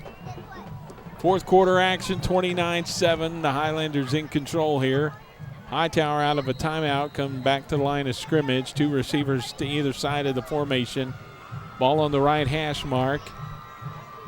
Single back in the backfield with Chandler, and a false start out of the timeout. Ken, that just nothing to lead up a coach like seeing a penalty on a play you call right out of a timeout. Yeah, and not too good for the referees and the announcers as well. We don't like to see I wasn't going to penalties mention coming that, right. but yeah, I'd like to blame it on the coaches. 3:45 to go. Back them up 5 yards. 2nd and 14 from the 23-yard line. Chandler from the shotgun will throw. Pocket holds up, throws across the middle, and overthrows his intended receiver. Cedric Shannon again. Was underneath the coverage, but the pass was overthrown. They had 4 men in the route that time. The 2 inside receivers running post routes and the 2 outside receivers running flag routes, and went to his inside receiver. Double coverage, incomplete. 3rd down to come from the 23-yard line. Clock stopped, 3:39 to go in this ball game. Chandler looks over the defense, movement, and this one's going to be a free play. He is pressured, gets a throwaway, has a receiver. It's incomplete. Coverage was good that time. That play was not going to develop if it had been caught. That was Jeremy Anderson. Anderson played a little bit at quarterback last week. We have not called his number a lot tonight on offense, and that might have been the first time the ball's been put in his direction. Dallas Skyline, who defeated the Woodlands last week with a bit of a struggle up in the Metroplex, leading Arlington Martin 30-27. That game in the fourth period. Back down here in the Houston area, Friendswood on top of Dickinson 42-28 in the fourth. 5 minutes to go in that one. Brazosport defeats Santa Fe tonight 44-20. Fourth down and movement again, and now it's really getting sloppy now. It's just you don't know if these are second teamers out there that maybe are getting a little playing time. Michael Spiller, tackle, a junior, heads off the field, but he popped up out of his stance just a little bit too soon. Yeah, sometimes it's fatigue. When you get tired, you start to get mentally tired, not pay attention to the snap count. And, of course, the Woodlands is putting a lot of pressure on this offensive line, so those linemen trying to get back in their stance real quick as well. 4th and 19. Chandler steps up, throws, and overthrows his intended receiver. Parker down there, but he was double covered in the end zone, and the ball will go back over to the Woodlands after the incompletion on 4th down. A few more scores from around the area tonight. Lufkin over Tyler Lee, 34-21, 6 minutes to go in the third quarter in that one. LaPorte destroyed South Houston tonight, 55-21. St. Thomas over Straight Jesuit, 17-14. Into the third quarter, Dawson leading Montgomery, 28-7.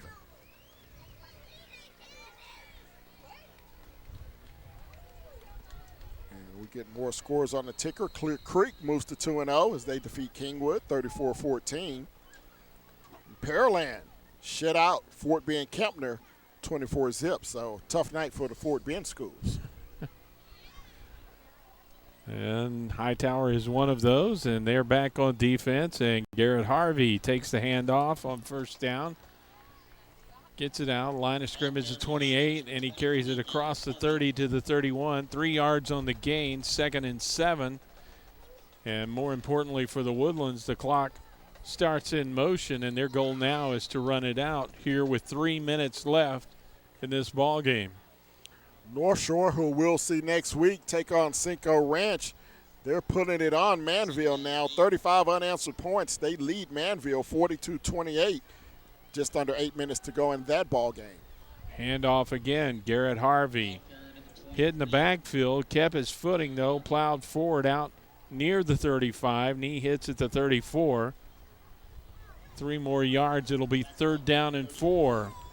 Defending state champion South Lake Carroll, no problems tonight with Midland, 56-0. That game in the third period. Yeah, after Carroll tripped up last week in their opener against Allen. Gillespie still out there at quarterback, getting the reps here. 3rd down and 4. Handed off, Harvey again. This time he's going to be hit at the line of scrimmage. Josh Price, who's fought cramps all night long, and he gets up a little gingerly there after the hit. A yard gain for Harvey, and that's going to bring up 4th down and 3. Clock rolls down to 1:45 left to go in this one. You mentioned Allen defeating South Lake Carroll last week. They're winning again tonight over Cedar Hill, 28-7.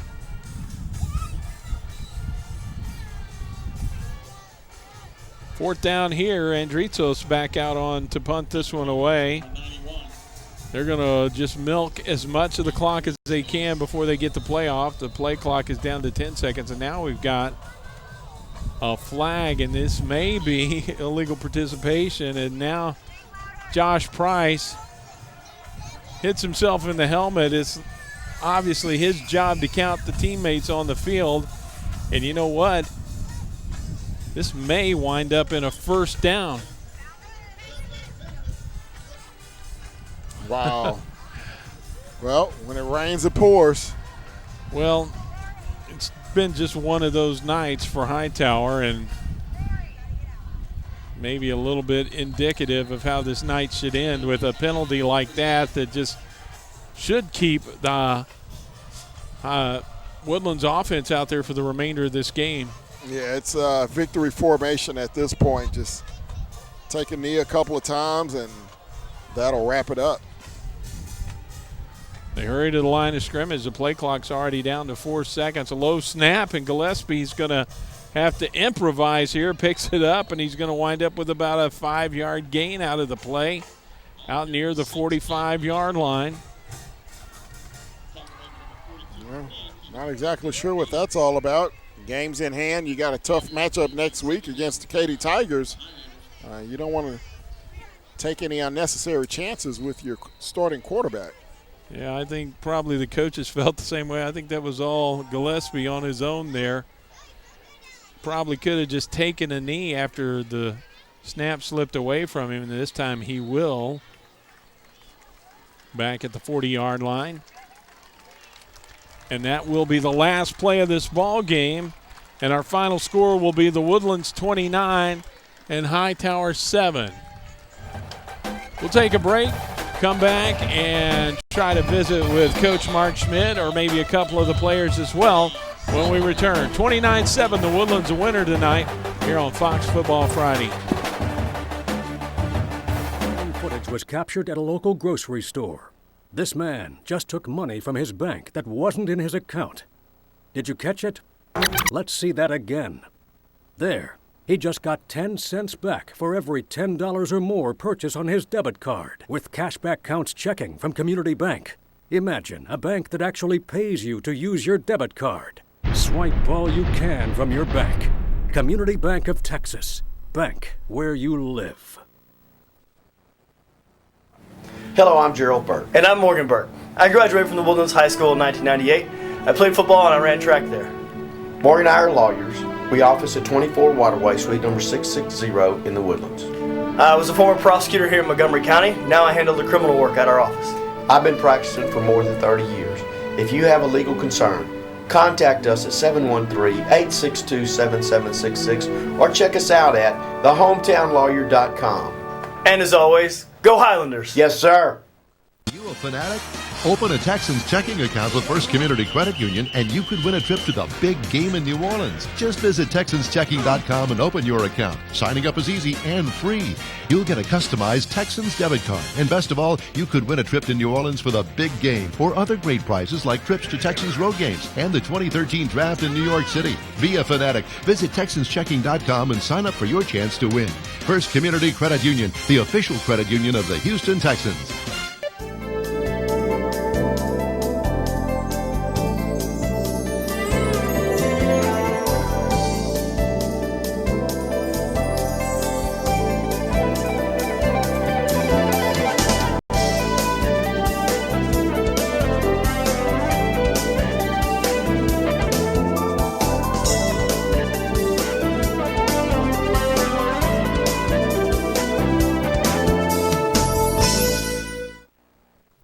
Best things about State Farm is our accessibility. Oh, yeah? You can call us 24/7, get quotes online, start a claim with our smartphone app. You name it, we're here, anytime, anywhere, any way you want it. That's the way I need it.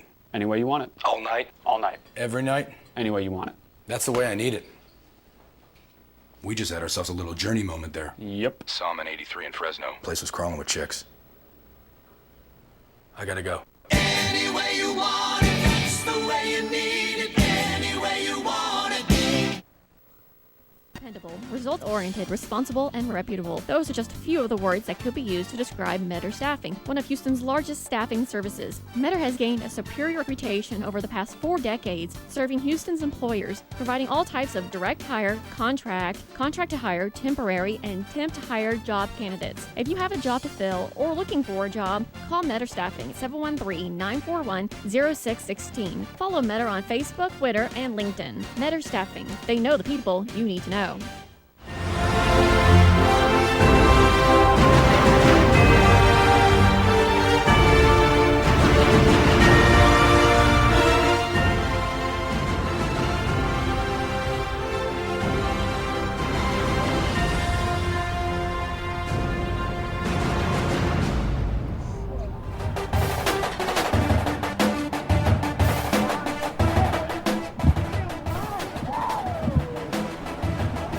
back here at Woodforest Bank Stadium. And we are wrapping it up here, Ken. All Woodlands tonight. The defense started it out. They created some opportunities. The offense took advantage of it, and then it was pretty much clear sailing in the second half. Yeah, absolutely. Unfortunately for Hightower, a pretty sloppy second half, pretty sloppy game from start to finish. They trailed 23-7 at the break. Didn't get much better in the second half. They fall tonight 29-7, just to a much better, much more powerful Woodlands team. A lot of that, I think, can be attributed to the youth, especially on offense of Hightower. We've talked about it while we were here tonight. This team's got a long way to go to replace some of the key players they lost last year. Yeah, you start with the quarterback, Braylon Addison, all-state quarterback. DeVance Chandler, he had a decent game here tonight. He was under a lot of pressure, though, from that Woodlands defense. They harassed him all night long.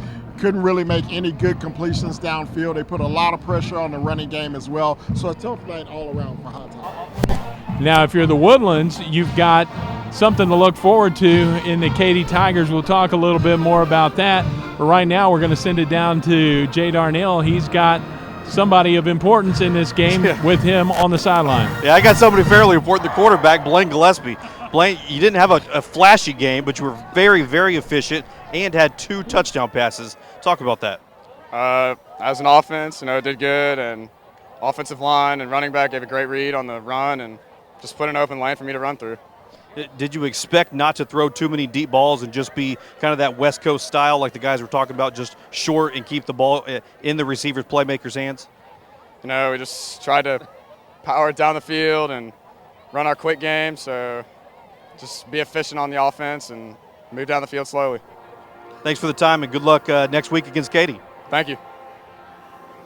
Guys, I'll try to get Coach Schmidt here in just a second for y'all. Kim Moore. Ken, we touched on it briefly before we sent it down to Jay. The Woodlands now has to get ready for Katy. We saw the Tigers last week. What do you think about that matchup next week? Well, I think it's going to be a good matchup. Katy won tonight against A-Leaf Taylor 23-9, so they had a tough matchup against Taylor. Katy as well has some inexperience at quarterback, similar to what a Hightower has. So if the Woodlands can put some pressure on that Katy offense, they can at least hope to keep it close next week. We'll see. Our Saturday crew will have that for you right here on FoxSportsHouston.com, FoxSportsSouthwest.com. But until then, we're going to sign off. Our final again here from Woodforest Bank Stadium is the Woodlands Highlanders 29, the Hightower Hurricanes 7. It's going to wrap it up here for the broadcast as we send you out. We'll see who brought you this one tonight, and we thank you for being a part of it here on Fox.